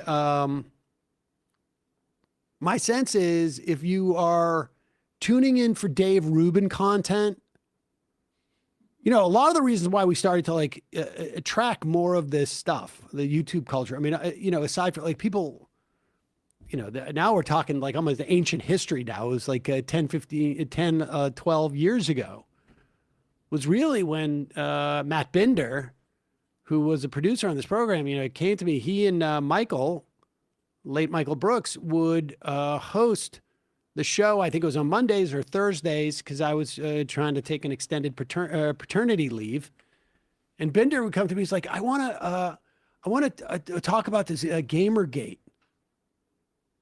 And I'm like, dude, this sounds more like YouTube culture than it does politics. But I was like, go ahead. And then, a year later, half the people that he was talking about are at the podium in the White House giving the white power sign. And I realized that, part of our job has to be to sort of like interfere with the relationship between these right-wing, I was used to right-wing AM radio talkers and Fox News and interfering with their relationship with their audience. And then we pivoted to doing that with, right-wingers online. There's also a lot of other news going on right now. Yeah, for instance, the New York Times is reporting that the 2 federal agents involved in the killing of Alex Purdy have been placed on leave. Well, that's good. Well, just as a marker for how irrelevant Dave Rubin is, there was this little kerfuffle with Stephen Miller's other half, Katie Miller. Pop it up. Let's see. This guy, Anthropic AI guy, tweeted this. I try not to talk about politics. I genuinely believe the best way I can serve the world is nonpartisan expert. My genuine beliefs are quite moderate, so the bar is high for me. But recent events, a federal ICE agent killing an ICU nurse for seemingly no reason and with no provocation, shocked the conscious. My deep loyalty is to the principles of classical liberal democracy, freedom of speech. And Katie Miller says this. Founder of Anthropic, my deep loyalty is to the principles of classical liberal democracy. If this is what they say publicly, this is how their AI model is programmed. Woke and deeply leftist ideology is what they want you to rely upon. Now, if folks don't remember, Dave Rubin's entire thing was reclaiming... I'm a real liberal. I'm a classical liberal. Classic. I mean, well, she's an idiot. Exactly. He's basically saying, I'm a libertarian. Yeah. Yes. Who likes capitalism. Who believes that government... what it requires of you is to pretend that government and society does not create the rules in which we operate. Yep. You have to pretend that doesn't exist and say, I don't believe that government should pick winners and losers, as the government is picking winners and losers all the time. There is no government in the world that has ever existed, that could ever exist, almost definitionally, that doesn't pick winners and losers. Anybody who tells you, I don't want government to pick winners and losers, is either ignorant or lying to you because they know government is picking them as the winner. Yeah. That's basically it. That's why they're doing all this stuff for Trump. And it's a damn shame we don't have libertarians who listen to this program anymore, or are willing to call in, or even exist in a way that is meaningful. Government always picks winners and losers. Donald Trump picks winners and losers just simply based, I don't want to say to his credit, but he picks winners and losers based upon who gives him money or power, period. And I don't even mean like structurally speaking. I mean like individually, him personally. Just about all the other politicians pick winners based upon who maintains their power and the power structure that brought them into power. And sometimes they do that with full consciousness, and I think other times they do it less with a different level of consciousness, frankly. Like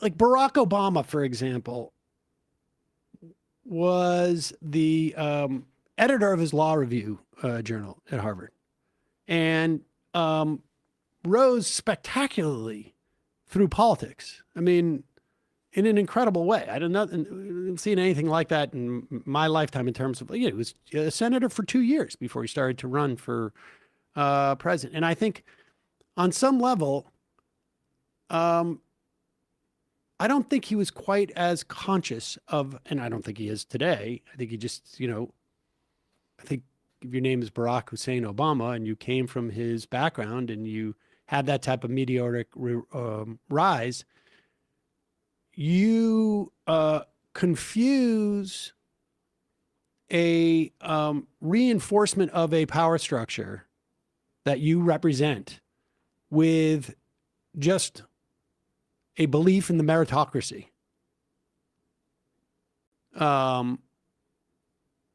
Whereas, like, a guy like George W. Bush was like, I don't even have to worry about that meritocracy bullshit. Like, I don't have to prove it to anybody. Barack Obama was working on a law review, and I'm doing blow off a stripper's tit. I was president before he was. There should be a show about George W. Bush, but only like before he ran for president, like him, like being in Texas. I think it's called Eastbound and Down. Right. It's more like the rich boy in it. Yeah. Yeah. Let's take calls today. People will be holding for an hour, but come on. Okay, there we go. The number 646-257-3920, 646-257-3920, 646-257-3920. I know people are complaining we haven't taken phone calls. I get it. It's just that there's been a lot of news since the beginning of the year. Remember Maduro? Yeah, remember when we invaded Venezuela with a force to kidnap its president? All right, let's go. Oh, wow. He got in first, I think, if I recognize. 509. Who's this? Where are you calling from? Is this me? It is you. Hey, Sam, it's Ronald Reagan. Ronald Reagan. Oh, how are you, Ronald Reagan? Well, there's a lot going on, but have you heard the new David Pakman intro music?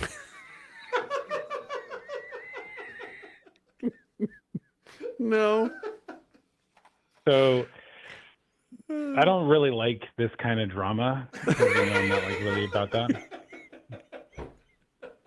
But I am a lawyer, and I did take intellectual property in law school. Yeah. And he used to have kind of like a dorky, like almost like a MIDI file. Remember those old MIDI files from like an Apple II or whatever? Yeah. Like, yeah. And now it's like real grungy. Oh. It's got like a real heavy guitar and it comes in real hard. And I don't know, it reminds me of like another podcast intro I've heard before. Wow. Are you implying that he has lifted our intro song? Well, it just seems weird that he got shamed into changing his backdrop, which is like not a big deal, whatever. Right. And then like people may not recall this, but he had a backdrop very. He I think the people recall. The people recall. Yeah. I mean, we should say that this backdrop is manufactured from an IKEA room divider, and then all of a sudden he showed up and had an IKEA room divider. Well, not all of a sudden. He asked you how to build it, and you told him. Yeah, I know. I didn't think he would go ahead and do it. But anyway, so then he switches it because he's been exposed, right? Mm-hmm. And the second he does that, the intro music changes, which is weird. Yeah. Anyways, that's pretty much all that. Is that it? That's the new one. Yeah. Wow. It goes hard. It goes hard. And if you can pull up the old one and we can compare, we can see. Matt, pull up the old one real quick.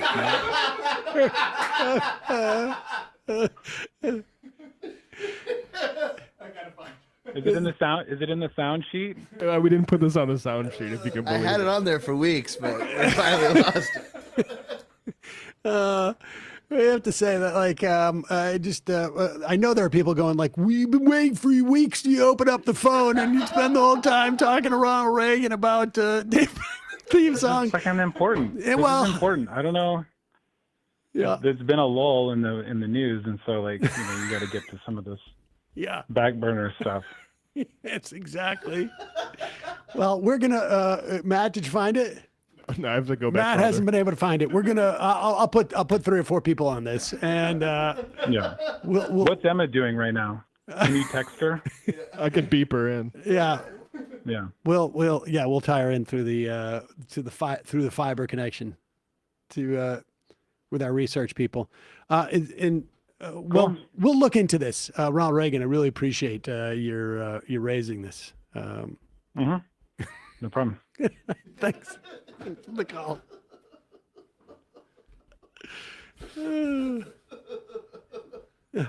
Yeah, he doesn't like drama like that. No, he doesn't. He doesn't like drama like that. He doesn't like that drama that he completely invents. Yeah. And no one else notices.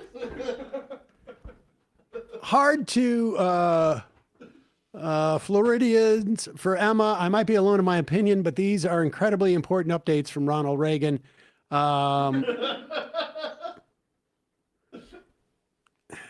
California. I mean, yes, there is. Yeah.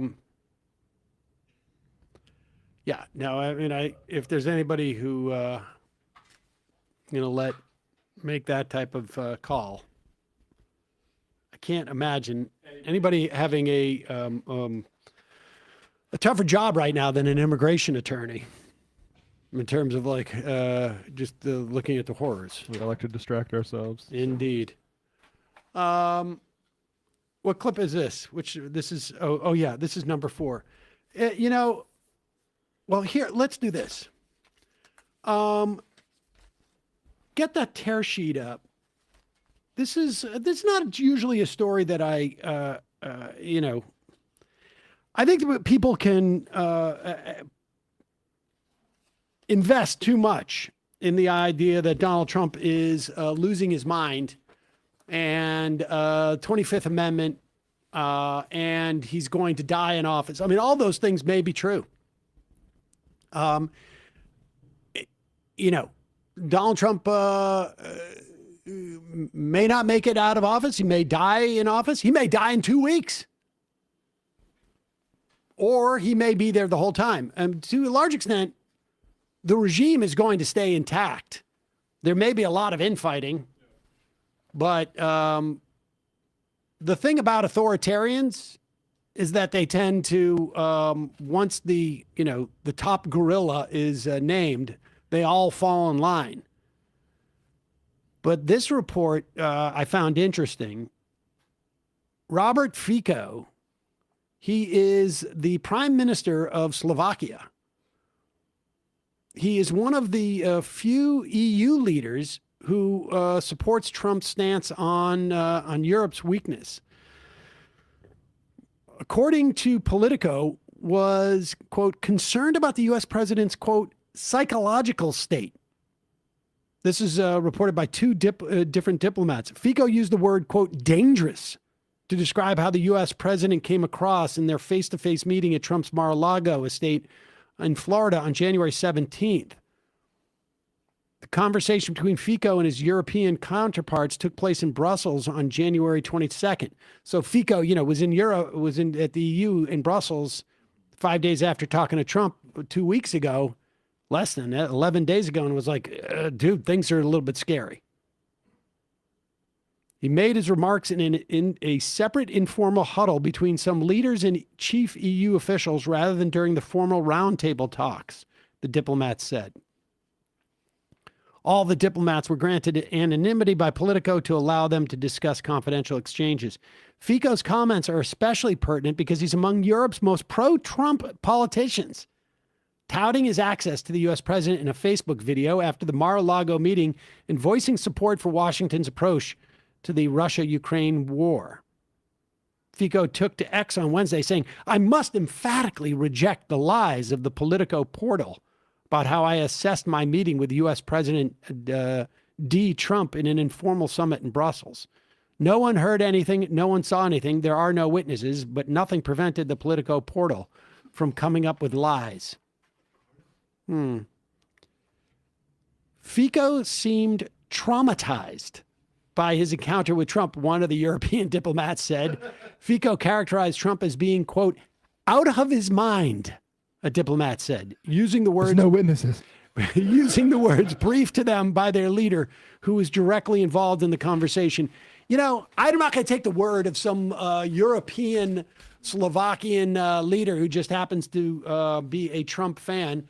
Let's take a look at this conversation he had with Will Cain. Is there any reason to believe that this is someone who isn't of sound mind? Here is Donald Trump talking about Renee Good, who was killed by an ICE thug. It's pretty unusual, but nobody knows when they saw the gun, how they saw the gun, everything else. Bottom line, it was terrible. Both of them were terrible. The other was terrible, too. And I'm not sure about his parents, but I know her parents were big Trump fans. Makes me feel bad anyway. But, I mean, I guess you could say even worse. They were tremendous Trump people, Trump fans. And, you know, the daughter was, she was, I don't know if you could say radicalized, maybe not. I don't know. But I hate to see it. I hate to see that. You bring up the term. I didn't realize they were Trump fans. Trump fans, it makes it really tough that she died. I guess you could say I feel worse now knowing that. Yeah. You could say that. You said that, not me. It is insane. Just, I mean, I don't know. You decide. Is that a normal thing to say? He also said he hopes that they continue their support earlier on. Yeah. When he was talking about Renee Good, he said, I hope the death, my people who killed his daughter, their daughter won't keep them from being fans. You would still vote for me again, right? And buying merch. Yeah. Maybe there's more. Maybe I'll send them some Trump merch. Other than that, what do you think of my administration? How's it going? Greatest economy. Calling from a 517 area code. Who's this? Where are you calling from? Hey, is this me? Yes, it is you. Hi, I'm a Michigan resident, very excited to do stuff for Saeed's campaign. Sweet. I wanted to, though, have a question for you guys just about the kind of left position around the Second Amendment. And I've just been seeing a lot of people talking now, Republicans, conservatives in my life, that are really offended about what happened in Minneapolis purely based on their kind of allegiance to the Second Amendment. And I even saw some of Hassan's stream when he was in Minneapolis, and he was even reflecting on kind of his position on the Second Amendment changing. And I just wonder about, like, you know, if there's a opportunity here, or if this is kind of a moment of reflection around this, you know, right that we ostensibly have. And if there's space for the left to kind of evolve its views on this, you know, I'm should say, very responsible gun owner, very safe, you know, et cetera, take safety training very seriously. I'm of the left, and I've always felt like that was kind of the one thing that made me out of sync with comrades and friends in that way. But anyway, just kind of curious what your guys' thoughts are on it. Well, I can tell you that my perspective on the Second Amendment has not changed. I do not believe that the Second Amendment was written to allow individuals unrestricted use of guns. I agree with that. I believe that that states and the federal government have the right to curtail gun use in ways that they see fit. I do not think the Second Amendment was for anything other than a regulated militia. And so, you know, and then, you know, subsidiary to that sort of like statutory perspective I have, and constitutional perspective I have, you know, I am, I certainly what happened to Preddy doesn't change my perspective about, like, you know, carrying guns around as being a good idea. I don't have a problem with, you know, people who want to use guns in the context of you know, shooting at a range, or hunters. You know, it's a way of life for you know, people in you know, more rural areas, and I have no, you know, that's I'm okay with that. But you know, I don't think it's helpful to be carrying guns in that situation.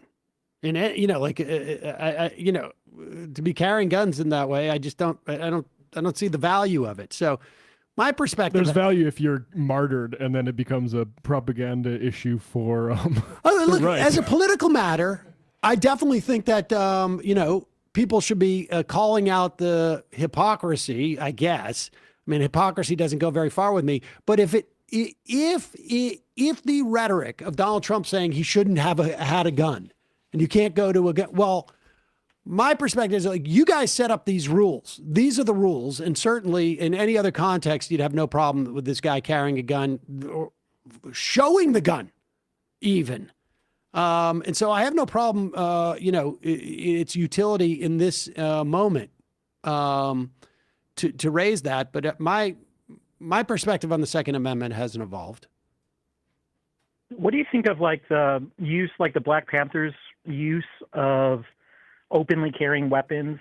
You know, obviously they were within the bounds of the law, but they're using that as a way to kind of, you know, demonstrate, visualize. You know, it obviously had a lot of, I don't think, listen, the I don't irony, right, think that Reagan passed. Yeah, no, I get it. Control as a result of it. Yeah, I don't think it's a healthy thing for society, broadly speaking. But as a, you know, a political matter for this moment, it doesn't hurt. We got gun control because of Black Panthers carrying guns into, you know, meetings in Oakland 50 years ago, whatever it was, 60 years ago. So, you know, look, we're in a sort of very critical point in our history. And I'm going to, you know, take advantage of whatever things that we can take advantage of at this moment. But, you know, part of the problem with, and it just comes with the territory, is that these things don't go away. Yeah. And so, you know, I can just things that might be effective right now in this moment, you understand, you know, they don't melt away once the problem melts away. Yeah, no, that's a really good point. I guess in my social circle, I'm like, for a lot of people, the guy that knows about firearms. And so I've been getting a lot of calls and people reaching out that are like, boy, I'm really thinking that I should, you know, own a firearm now, or get something, or care, or that, you know, and that's not, obviously Preddy is like the inflection point, but the general thing is like, well, we've got masked armed militants, like, you know, moving around in the streets, and, you know, people, you know, it's obviously coming from a place of fear. And right. I get why people would do that, but where's the evidence that carrying a gun is gonna make a difference? So far, yeah, I don't. I'm not the one. I'm usually I'm responding to those people with, like, temperance. I'm not saying right. like, you know, rah, let's, you know, everybody strap up or everything like that. I think you really got to think about, and, you know, I mean, this is one of the things that a good gun safety course should teach you, is that if you carry a firearm, are you really prepared to carry, like, a tool that ends life, like, to bear that responsibility? And if the answer is no, then you definitely shouldn't carry one. Yeah. Right. And I think for a lot of people, the answer is no. Yeah. And probably should be no. That's why I totally agree with all the points, but I see these organizations, Socialist Rifle Association, kind of historic groups on the left. It's obviously a small slice of leftist organizing and politics overall, but I just find it interesting, like, this moment that we're in, and it's kind of creating this conversation. But to your point, I mean, there's massive consequences to this, and, you know, meeting force with force usually doesn't result in anything except, you know, bloodshed and horrible outcomes and everything like that. I mean, So that's why I think I'm it's not, like, it's basically not yeah. appropriate for us to talk about it on this sort of show, because I mean, I come from a gun background. In fact, my dad taught hunter safety and gun safety. That what you talked about like being ready, having an awareness of the capabilities of the thing that you're holding, I think is insanely important, and not stressed enough, frankly. I think there should be way more state involvement before people can get a gun. I think there should be some sort of right to arms, but there should be way more stringent gun safety stuff. And I don't think that in sort of broad political movements, talking about this through mass media is a good way to foster that sort of understanding. Appreciate the call. Thank you.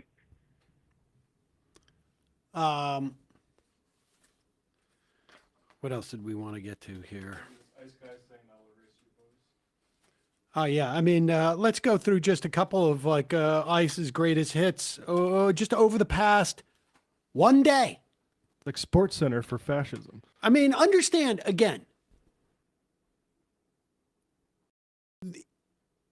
The idea that after the killing of Renee Good, ICE leadership, DHS leadership, the White House leadership, whatever, there's one of two ways you could have gone. One of the ways is like, guys, we are, things are out of control. We need to back off a little bit. We need to give space. We're going to do our job and blah, blah, blah, and just back off. Or the other one is double down.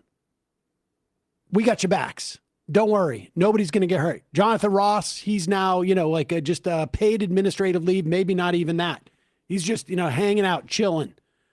These two guys who just got shot, who just killed Preddy, they're on paid vacation. They're not going to lose a dime. All they're doing now is just like, going out and shopping for new buff gear. Drinking. And how do we know this is like, there's been no attempt by any of these entities' leadership to say, hey, guys, check yourself. That is not what the game is. They are not playing that game.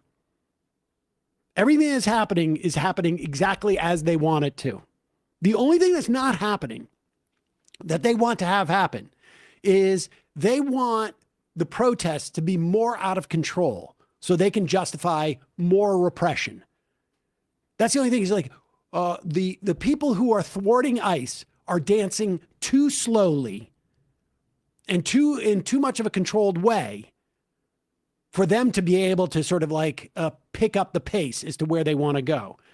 But if you think for a moment that this is, there's any type of sea change as to the way they're going to be behave. Here's just all the stuff that happened just yesterday. Let's start with the number 11. This is the Ecuadorian consulate in Minneapolis. That means that they have diplomatic immunity. And here they are. Here's just it's very brief. Apparently it just cycles through. But Ecuador's Minister of Foreign Affairs filed a formal note of protest with the U.S. after ICE agents attempted to enter the Ecuadorian consulate in Minneapolis yesterday morning.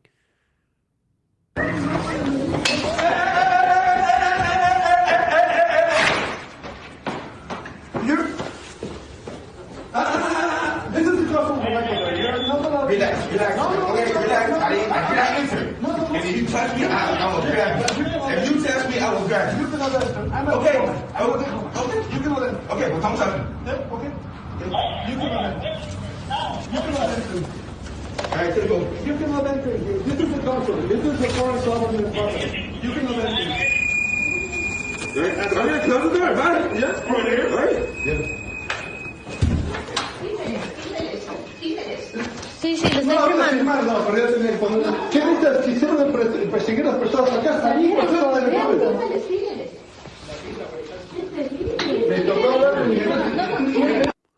Okay, that's it. Apparently, the ICE guys, these sharp guys, saw some people who look There's some in here, boss. Yeah. Also, this has led to a formal protest from the Ecuadorian Foreign Ministry. Of course, this is an international incident because these alcoholic Nazis saw a brown person in a building. If you touch me, I'll grab you. This is an ICE agent talking to a guy in Minnesota. this ICE agent showing his face. I hope there are people who recognize him, and when they see him in Minnesota, tell him, "Oh, I saw you on TV. Everybody knows you." I will tell you this, brother. What? You know, I will tell you this. You raise your voice, I raise your voice. If I raise my voice, If you'll you raise- erase my... Exactly, yeah. Yeah. Are you serious? You Yeah. said if I raise my voice, you'll erase my voice? I will tell you. That does not seem like a guy who's been instructed by his superiors to, hey, we need to develop better relationships with the community. He was so excited to take that line out too. I've been practicing this one. I watched all the Arnold Schwarzenegger, movies I could last night. Erase your voice, erase. I mean, Do you remember, Smitty, where I told you you would be the last to die? I lied. Here are ICE agents. There was a protest in Phoenix, Arizona. Protesting on the sidewalk, on the side of a road.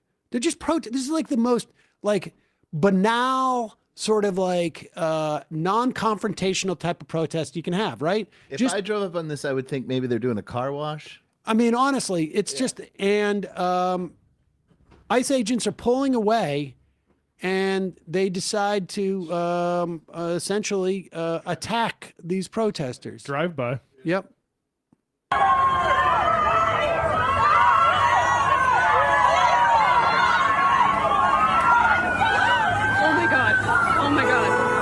They're just, for absolutely no reason. Law and order. Other than to randomly fire at protesters. They spray that pepper spray. Some people are just, there was a woman there who was, she was just had no reason to expect that type of thing. And she was, laid down on the floor. Look at this. Anybody gonna tell me?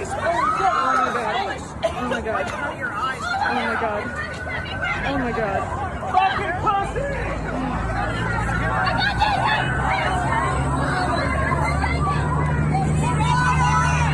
Now, if you did that to an ICE agent, what would the penalty be? You would be going to jail for years. Yep.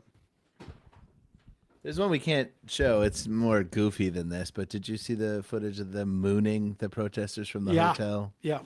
Yeah. More training. Yeah. Potty training in that case. All right, let's do Wemby. We're far enough out from the Celtics San Antonio playoffs. Championship games, I should say, series. For me to give credit to a Western Conference player. Exactly. This guy is arguably the best player in the league. Yes. After Jaylen Brown. And Koopa Flag. And Hugo Gonzalez. And Tatum when he comes back.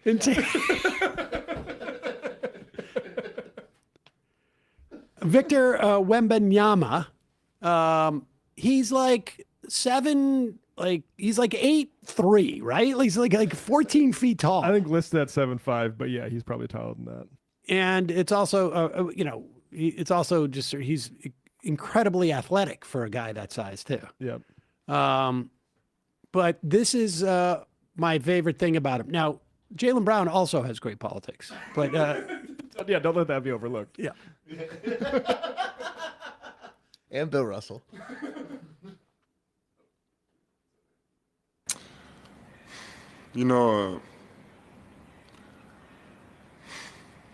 PR has tried, but I'm not going to sit here and give some politically correct, I know, every day I wake up and see the news and I'm horrified. I think that it's crazy that some people might make it seem like, or make it sound like it's acceptable. The murder of civilians is acceptable, Every day, I read the news and sometimes I'm asking very deep questions about my own life. But, you know, I'm conscious also that saying everything, you know, that's on my mind would have a cost that's too great for me right now. So it's, I'd rather not get into too many details. Is that kind of a big factor in this, that people have that fear that if they speak openly about an injustice they see, there can be repercussions? No, for sure. I mean, it's terrible. It's, and, you know, I know I'm a foreigner. You know, I live in this country.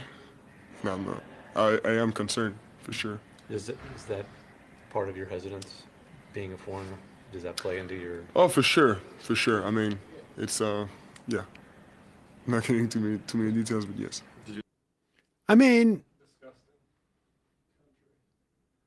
is there any doubt if this guy was an Uber driver in Minneapolis, that he wouldn't already be targeted? He may be gone by now. Free speech brigade. I wonder if, you know, this clearly self-censoring because of state threat. I wonder if we'll hear as much about this as we will for like anti-vaxxers spreading bullshit about vaccines during a pandemic to a million people. Here's another video just to tag this into of Wemby here. It's kind of related. It might explain why you have such a great understanding of this. This is from last year, I believe, with Jokic. And Jokic notices that Wembanyama has a book in his locker and asks him about it. You really wrote a book?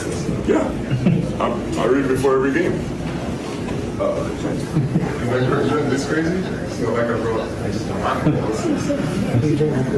He says, I read before every game, and Jokic puts his head in his hand. I want to make it clear that I love both of those gentlemen. Wembanyama is awesome. It's very, very hard not to be a big fan of his.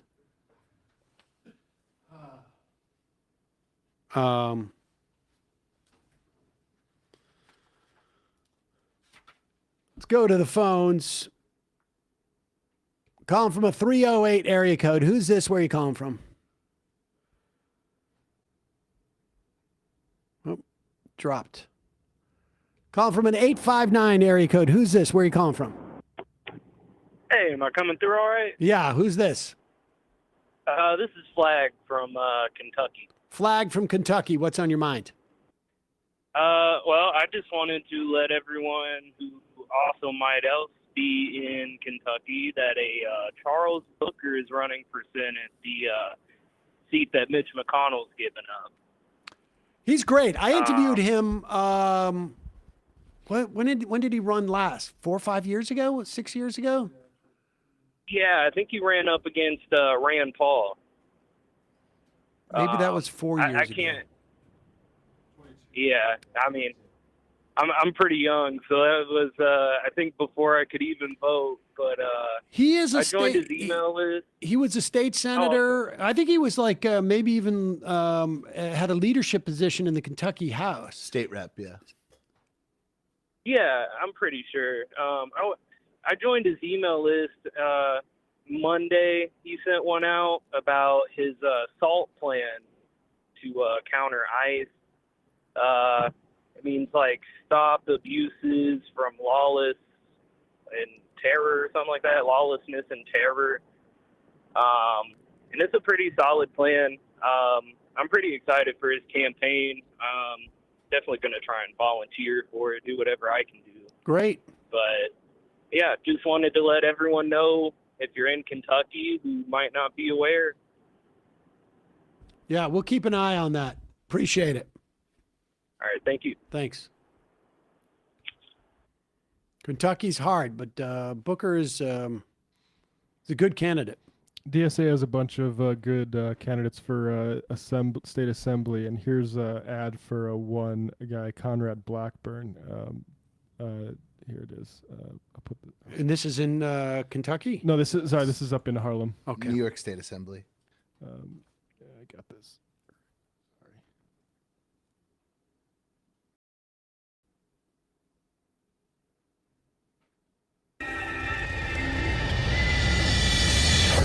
Everybody feels the pressure. Rent goes up, working class people move out, small businesses close down. Year after year, Harlem looks less like Harlem.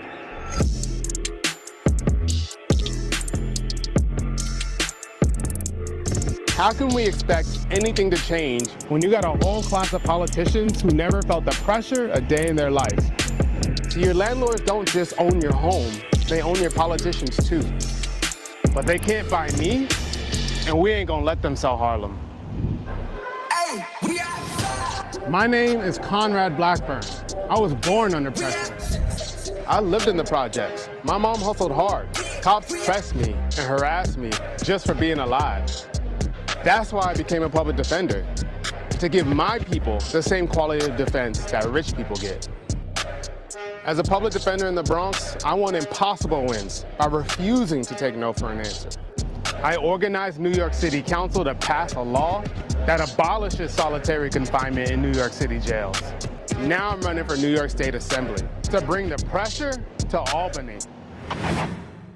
Hear me out. You deserve a government that invests in you. We are going to tax the rich to fund housing, universal health care, universal child care, and a city we can actually afford. Harlem, this campaign is for you. This is the capital of Black America, and we ain't leaving. Meet me on the corner of 125th and Lenox every Saturday. I'll be right here. And let your landlord and everyone else who's selling out Harlem know we outside. Wow. DSA, baby. I give it a 9 out of 10 because of that side side view when he's talking. I can't. Sam doesn't like the cut to the quarter angle. Yeah. No, I don't think that's necessary. I would prefer a jump cut in. I just don't like it. Get Bornstein on the. Actually, I think it's Jeremy Flood. I just don't. I don't understand it. I don't understand why. But everything else I liked. I liked the content. I just got distracted because I was like, wait, why? Who's he talking to? Why isn't he? What happened? Why did someone put me in the bad seats in the middle of what he was saying?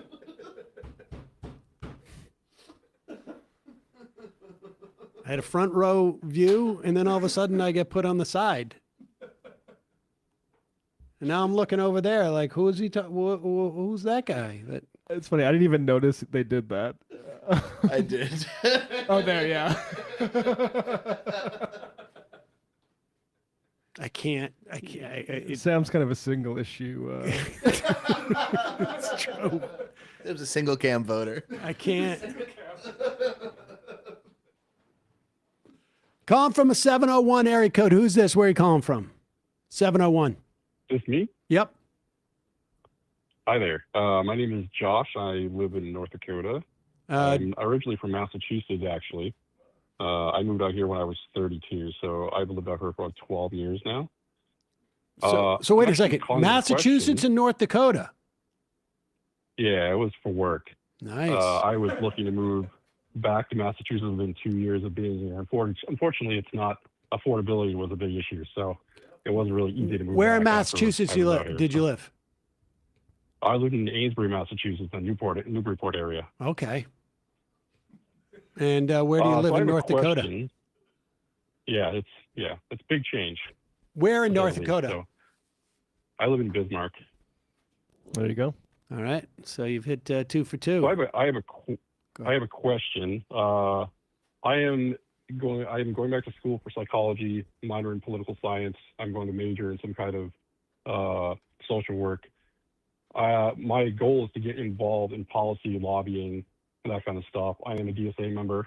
Not many of us out here in North Dakota, obviously. But my question is, do you have any advice for someone like me that's going to insert themselves into the political atmosphere that we currently have? How do I handle that? What should I get involved with? Like stuff along that lines. I mean, honestly, because DSA, like you said, doesn't have the hugest footprint there. I do think the Democratic Party there is sclerotic. Like when the Senate campaigns come up, they basically pick whoever's been around long enough and say, you try.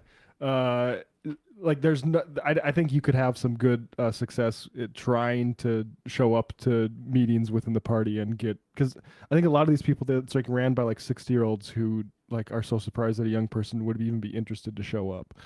So I think plug in with the actual local party. Okay, I'll see if I can do that. Yeah, I appreciate that. I also wanted to say too, I appreciate what you guys do. Actually, you and Hassan, I watch Hassan a lot too, have been big influences you guys have on me getting involved in the way I'm going to get involved. So I appreciate everything you guys do. Great. So I just wanted to say that too. Well, thanks. I appreciate it. And stay warm up there. I'm trying. I had a lot of friends who spent a lot of time in high school up at Hampton Beach. Yeah, I Get some lived 15 Taco minutes from John's Hampton for me Beach, while actually. you're in North Dakota. All right, appreciate the call. I think it's a good idea. I think Matt's idea about the Democratic Party is a good idea, specifically there, because when you can get so far ahead, literally just by showing up, that's a great sort of place. That's a great baseline. I come every week, and now after doing that for, half a year, I'm now like the treasurer or something. That's pretty good. Okay, thank you. Appreciate the call. I mean, I know people who've had that. I think red states, not just like small states like North Dakota. I've known people who have had decent luck in the Democratic Party in like Texas, for instance. Calling from a 918 area code. Who's this? Where are you calling from? Hello. Hello. This is Andy from Oklahoma. Andy from Oklahoma. What's on your mind, Andy? Hey, big fan of the show. Thanks for the call. Just wanted to say I didn't get to go last night, but there was a city council meeting in Oklahoma City last night, and apparently at least 60 people showed up to protest a potential ICE facility coming to Oklahoma City. So wow, it was great to see that many people show up against it.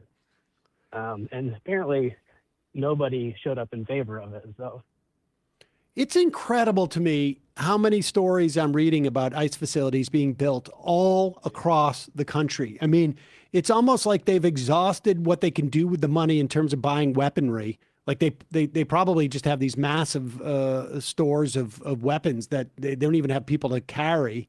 And now they just seem to be building ICE facilities. And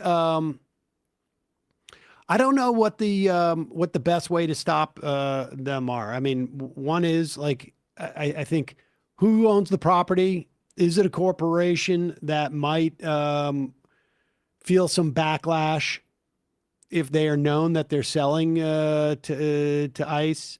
And, when you have a facility like that, the reason why it goes to the city council is because they've got to maybe waive zoning requirements, or they've got to maybe expend money on new stoplights or whatever it is. And anything you can do to slow that down, anything. The most bureaucratic stuff in the world is helpful. We need an environmental review because of the runoff there. I mean, there are ways to slow this down that you can almost in some ways wait it out. This is the problem with what the abundance people are complaining about. Too often building projects are stopped by communities. Don't they like abundance of data centers and mass incarceration facilities? I mean, honestly, there's I would do any type of research you can and get involved, and just there is a great. Well, I think you're right, because that is the zoning angle is what it sounds like they're going for, because there's something on the books that they have to, or they will request the federal government to put in some kind of I don't even remember what it's called, but there's some kind of red tape there that makes it a little more difficult. So I think that's one of the angles they're going for, even though it may not hold up. But there was a documentary called 2 Square Miles. This maybe is 20 years ago, about some cement plants up in on the Hudson River that local people fought against. And it just goes to show like how much like you can do this. on a like a just by playing the bureaucracy correctly. And I wouldn't stop at the at the specific zonings. Like I would just like look for anything and just stack them up. Good luck with it. I appreciate it. Thanks for the call. Thank you. Let's go to 651 area code. Who's this? Where are you calling from? Zane from Minneapolis. Zane from Minneapolis. What's happening? Hey, I just wanted to quick talk about two things. One, give a quick update as to some tactic changes that are happening out here with regarding to ICE. They're starting to use basically rental vehicles that they're working with local businesses. So they might be in a plumber's truck or something of that nature. They're not driving around just blowing through stoplights and stuff anymore. So there's not as much of like, brazen nonsense everywhere, but they are moving a little smarter.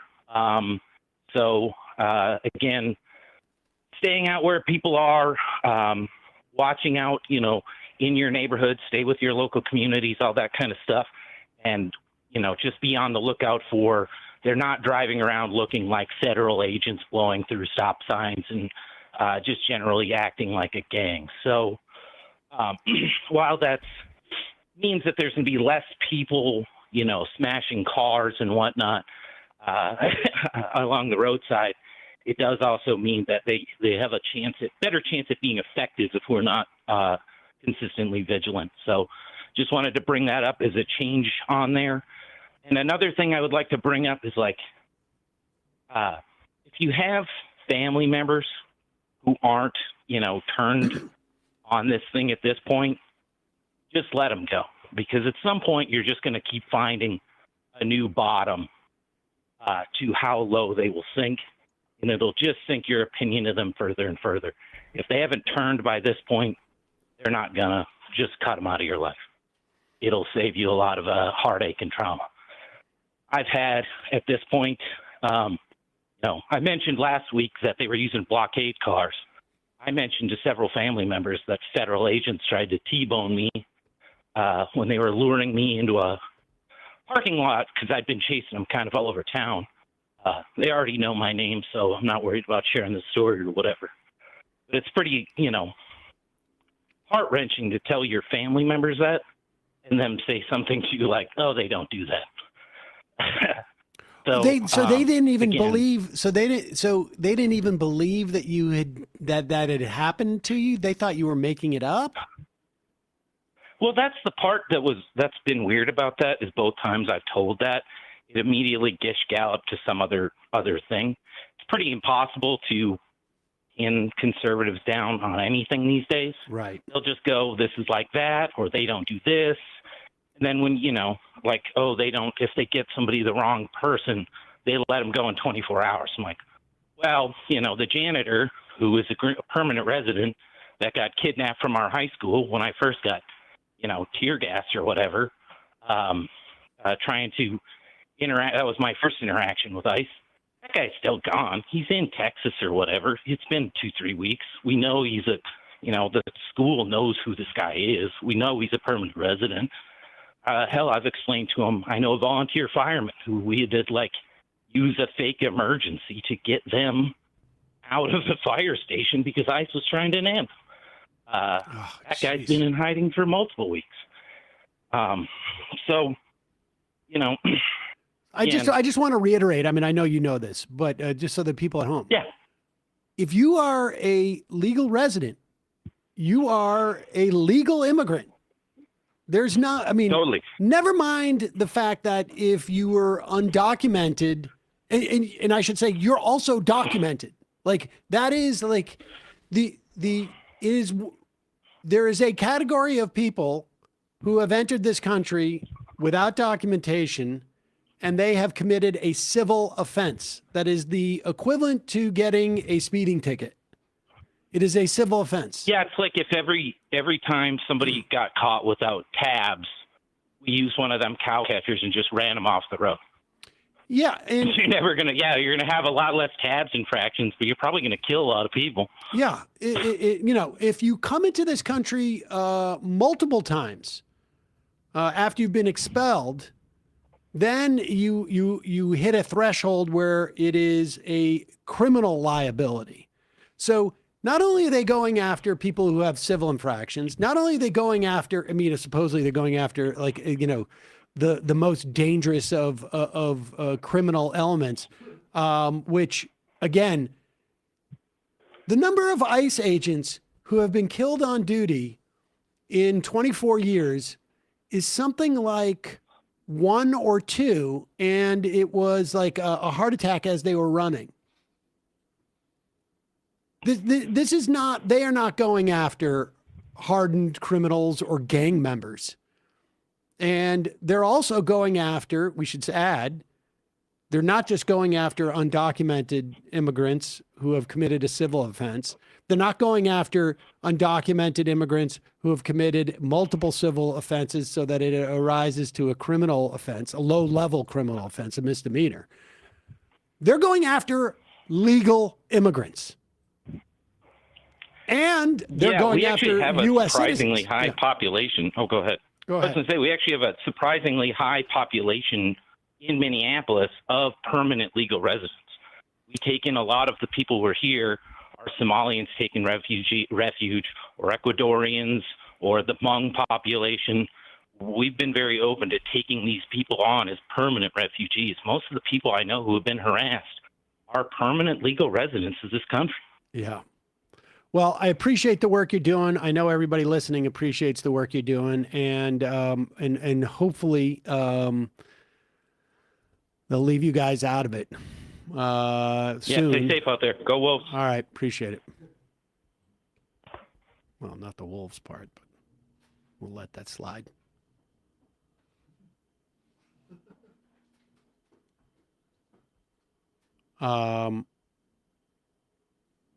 All right, calling from a 518 area code.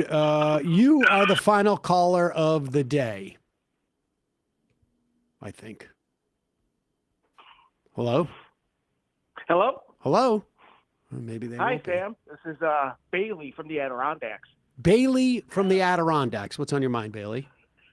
Hey, like you, big fan of Reconstruction, and I think going forward as a political movement, because you guys were talking about think tanks. You had the interview the other day about how we don't have a lot of good left-wing think tanks. I think that's something that people should really start focusing on, because a lot of the problems that we have, we're going to need big policy like amendments to correct. Like something like making like Supreme Court justices only be like hold a 12-year term, or how to overturn presidential immunity so these people can be held accountable. I don't think we're even close to that yet. But No, I agree. I mean, I agree with everything you're saying. And in fact, yesterday, the reason why we had Dorothy, gosh, I can't her name, Brown on yesterday, about reparations, which, can feel like, we had booked her in advance, obviously, but not that far out, but it can feel sort of like, is this off topic? We need to be able to do two things. We need to be able to fight what's going on now, but we also need to be able to expand our imagination and as to what is possible after this moment and what we should expect after this moment. And talking about those ideas, getting people interested and aware and knowledgeable about them. I agree with you wholeheartedly. Appreciate the call. Thank you very much. Thanks. Best guy. Thanks. Bye-bye. All right. One final call, because I think this is an update on, I think if this is the right person. 210 call. Who's this? Where are you calling from? Hi, this is, one second. Hi, can you hear me? This is El Canipcion calling from San Antonio. El Canipcion from San Antonio. Yes. Are you in your car? I am driving. I'm about to pull into work in a few minutes. All right. Drive carefully, please. I don't want to. I will. Thank you. Yeah, great Wendy stuff. I don't have any comment on that. I did want to report within like a week after Renee Good was murdered, there was actually I staged something in San Antonio, like, which was like a fake, they gathered up, there's video of this, it actually appeared on Hannity and like it went around on Twitter, but they like gathered in this Walmart parking lot, and they have this car like bouncing back and forth, like it's trapped between like a wall and a shopping cart lane, and they have it like boxed in, and they're just bouncing this car back and forth, and somebody is like, one of these ICE agents is literally like not even pointing a gun at the driver, even though they're trying to instigate all of this for the camera, you know, like I believe that it's like one of their coworkers driving that car is why they're not doing that. So anyway, this car has like blacked out windows and bouncing back and forth. They didn't show the person getting arrested. They didn't release a name of who getting arrested. And also, I personally know this location that it happened, and it looks like the type of thing where you can pull up off kind of access highway, and like you could gather a few vehicles behind this like kind of retaining wall next to a picnic area in this Walmart parking lot, and like you could pull this all off in like 5 minutes, basically. So yeah, it's just you.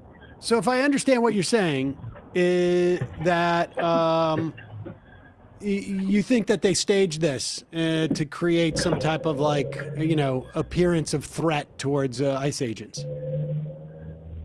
Yeah, you can. Yeah, I would look up. You can find a video on Hannity if you're good enough with it. You can look up San Antonio. It's like, it's the only thing that's happened aside from in large scale on the news, aside from like that roundup they tried to do they did in November, which was like a bunch of Tren de Aragua bullshit. Anyways, it is prominent in the news. If you want to look up more, you can go we'll find check it out. But I appreciate the call, right, and take I think thank you, thanks, El Connection, and appreciate your IMs. The whole ICE operation is essentially that. Ginned up to elicit some notion that we are under attack, or that the government is under attack, or that, all the talk about what we talked about with Eric Blanc today, which is community members contacting each other on a messaging app. It could be, what is that, Next Door or whatever it is. I think like that's, I'm not sure I'd want to get on that, but it's like one of those. Getting on a Craigslist chat board, getting on a email list with each other, or whatever it is. They are making it sound like these are like underground sleeper cells of Soros-funded agents. And they have to do this. They have to create this environment because they're seeing their support erode. And they were hoping for their support to increase. So, and there's absolutely no reason to put any of this past them. There's times in this country it might have. Like, you look at Rick Perlstein about the Kent State shooting and how Americans were like, yeah, they had it coming. I mean, there's a listener of the show that I had a conversation with at the last tort conference I was at. And we were talking about this. There's going to be some Kent states. And the question is, like, how's the country going to react? I mean, I think so far the country has reacted better than was predicted by this guy. It was iffy, but what we've seen out of at least Minneapolis, I don't know if there's something unique about Minneapolis as opposed to if it had been in another city, similarly situated politically. I don't know. But the response from Minneapolis has been huge. That was, if they could have gone to a different city, I think they would have. I don't know what city that would have been, but because people are going to, Minneapolis is not to say that it's over there. It's not. I think it's going to get a little bit worse, frankly. But it may be a little bit less explicit. But Minneapolis is going to become a model for how you respond to this. And that information and that what has been learned out of Minneapolis is going to carry to other cities. I mean, so left is butt cheek. Anyone worried about secure communications should look into Meshtastic. We got to have somebody on about that. I've been trying to look into it. It's not the easiest thing for someone who's. They're hard to find. What's that? They have a print on Meshtastic. Do they have a printable version? Hard to get in touch with. I mean, it's just that it's involved. The technology is involved. Like, it's not going to be like everybody, in your neighborhood is going to have a Meshtastic thing. That sound you just heard represents the end of our phone call portion of our program. We didn't get to as many calls as I wanted to this week so far, but, what are you going to do? Hopefully in the future, we'll have more opportunity. Trickle down hell. Even if Dems take control after midterms, what does impeachment do? I think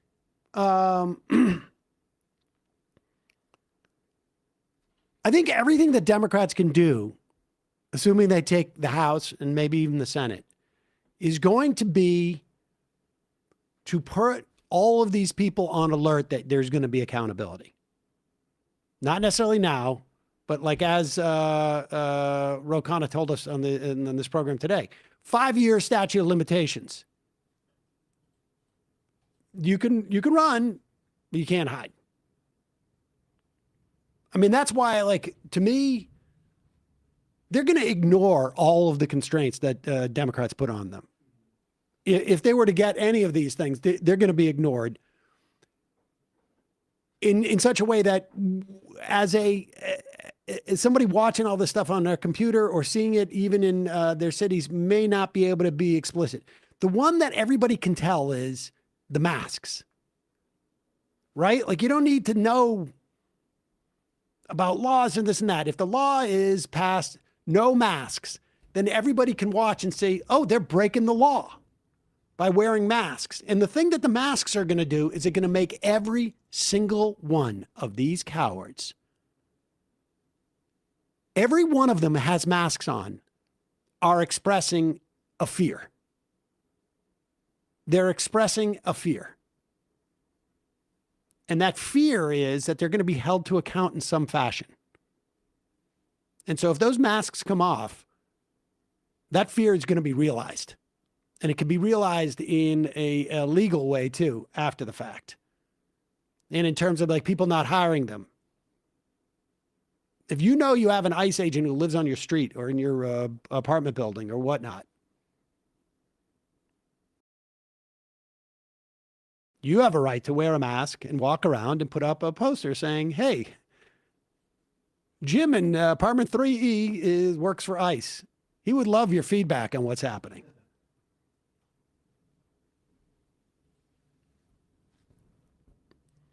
From the trope, Schumer is now calling for the removal of Noem and Stephen Miller. Great. Honestly, just keep ratcheting it up. Make the asks larger and larger and larger. Apex Shakur. Wow, I just found Crowder's last remaining viewer. She works in my office. It's weird finding out you work with willfully ignorant. Thank you for bringing receipts and teaching me about how government should work. Female Crowder fan. Oof, that's tough. I mean, that's not good. Yep. Hester, I'm going to use the "you don't want me to be radicalized, do you" defense when my wife tries to leave me because she's getting bored. You don't want me to start retweeting stuff about black people's birth rates, do you?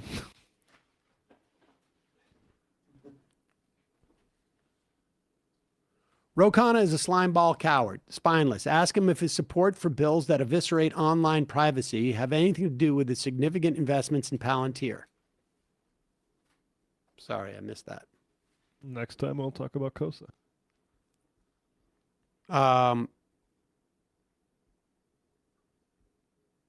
Human phone book. That dude totally thought he was going to walk away after spraying Ilhan Omar. That look on his face when he was tackled was absolute shock. He was severely inebriated. He looked completely wasted. There's videos of him prior to the... He is shit-faced.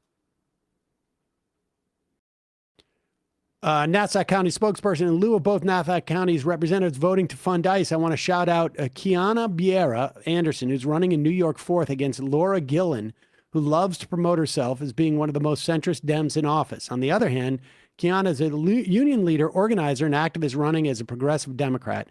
Democratic voters are the largest voting bloc in Nassau. Yes, that's correct, making up almost 40% of all active voters, while Republicans and conservatives make up 31%. Her website is kianaforcongress.com. We'll check it out. All right, I'm going to read 5 more of these. Penny in New Mexico. Can you give the site for finding rapid response teams across the country? It is IceRRT.com. IceRRT.com. It's permanently, or at least for now, in our show notes. Yes. The link. And also, go to the Discord. MajorityDiscord.com is always a good resource. People will always also know that as well. Jack from Queens, as long as we're talking about DSA's New York slate, please go out and vote for Diana Moreno. She is a DSA-endorsed immigrant mom running to replace Zoran's seat in Astoria, and the election is on Tuesday. Early voting going on now until Sunday. California resistance. Sam, in their bubble, they were counting on hate and bigotry being the predominant POV of enough people. I lived in Michigan for a while, originally from Jersey and New York City, a big anti-gun guy, period. By living in Michigan, it changed my POV. So many people have rifles for hunting and camper and boat. It's an outdoor and lifestyle thing. Yeah, no, I get that. I've lived in rural areas too. And I have had friends, I have a lot of friends who hunt. That's not the same as saying there shouldn't be any restrictions. Yeah, you can hunt in England. You don't need an AR-15 for deer hunting. No. I've told this story. My neighbor upstate was a truck driver, and he had not only her shotgun, a 22 with a scope. He had an AR-15 he brought out, and I'm like, what's that for? With a scope. And he's like, zombies. I'm like, what? Uh-huh. Okay. Incidentally, not a hunter.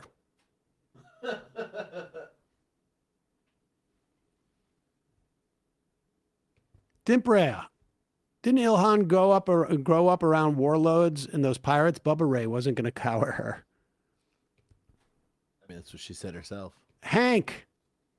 Remember Patricia and Mark McCloskey? Yes. Wasn't that the couple who came out with the guns when there was like a protest? They spoke at that's right. They spoke at the RNC in 2020. To answer what the other I am, or what does impeachment do? It puts the wrongdoings of the regime front and center on TV and social media for a week or two.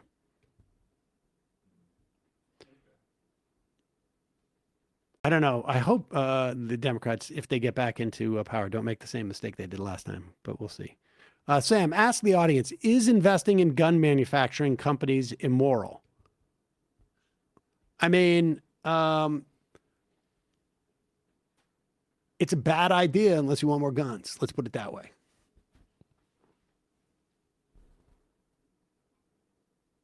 Coconut Lady. The late, great Jordan B. Peterson got hospitalized by apple cider vinegar. There's Is scary he dead? stuff. He didn't die, did he? No. I mean, yeah, I think it's circling the drain. All right, we got two. I'm sorry to hear that. I will have to come up with more impressions. Read it when he was about to save conservative men.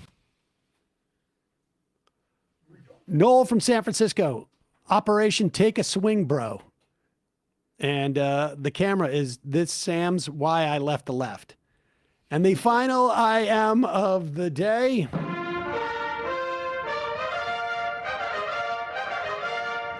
Spaco. Companies have figured out the best return on investment for their lobbying dollars, direct bribe or kickback to Trump and his family. Remember Trump RX? All 16 companies released higher list prices for some of their drugs. I didn't remember Trump RX, actually. All of it's always a lie. That is always. Matt, Brian, Emma, and Abstentia, great job today, folks. See you tomorrow. It might take all the strength I got to get to where I want, but I know somehow I'm gonna get there. I wasn't looking when I just got caught between the truth and the lie bar. But finding out won't make me feel any better. Yeah, I know the clock is ticking, but the meds are gonna kick in, and my pilot light's shining bright. I get somewhere the choice is made, for the option where you don't get paid, for the road that bends before it finally breaks you. I guess somehow I lost my drive,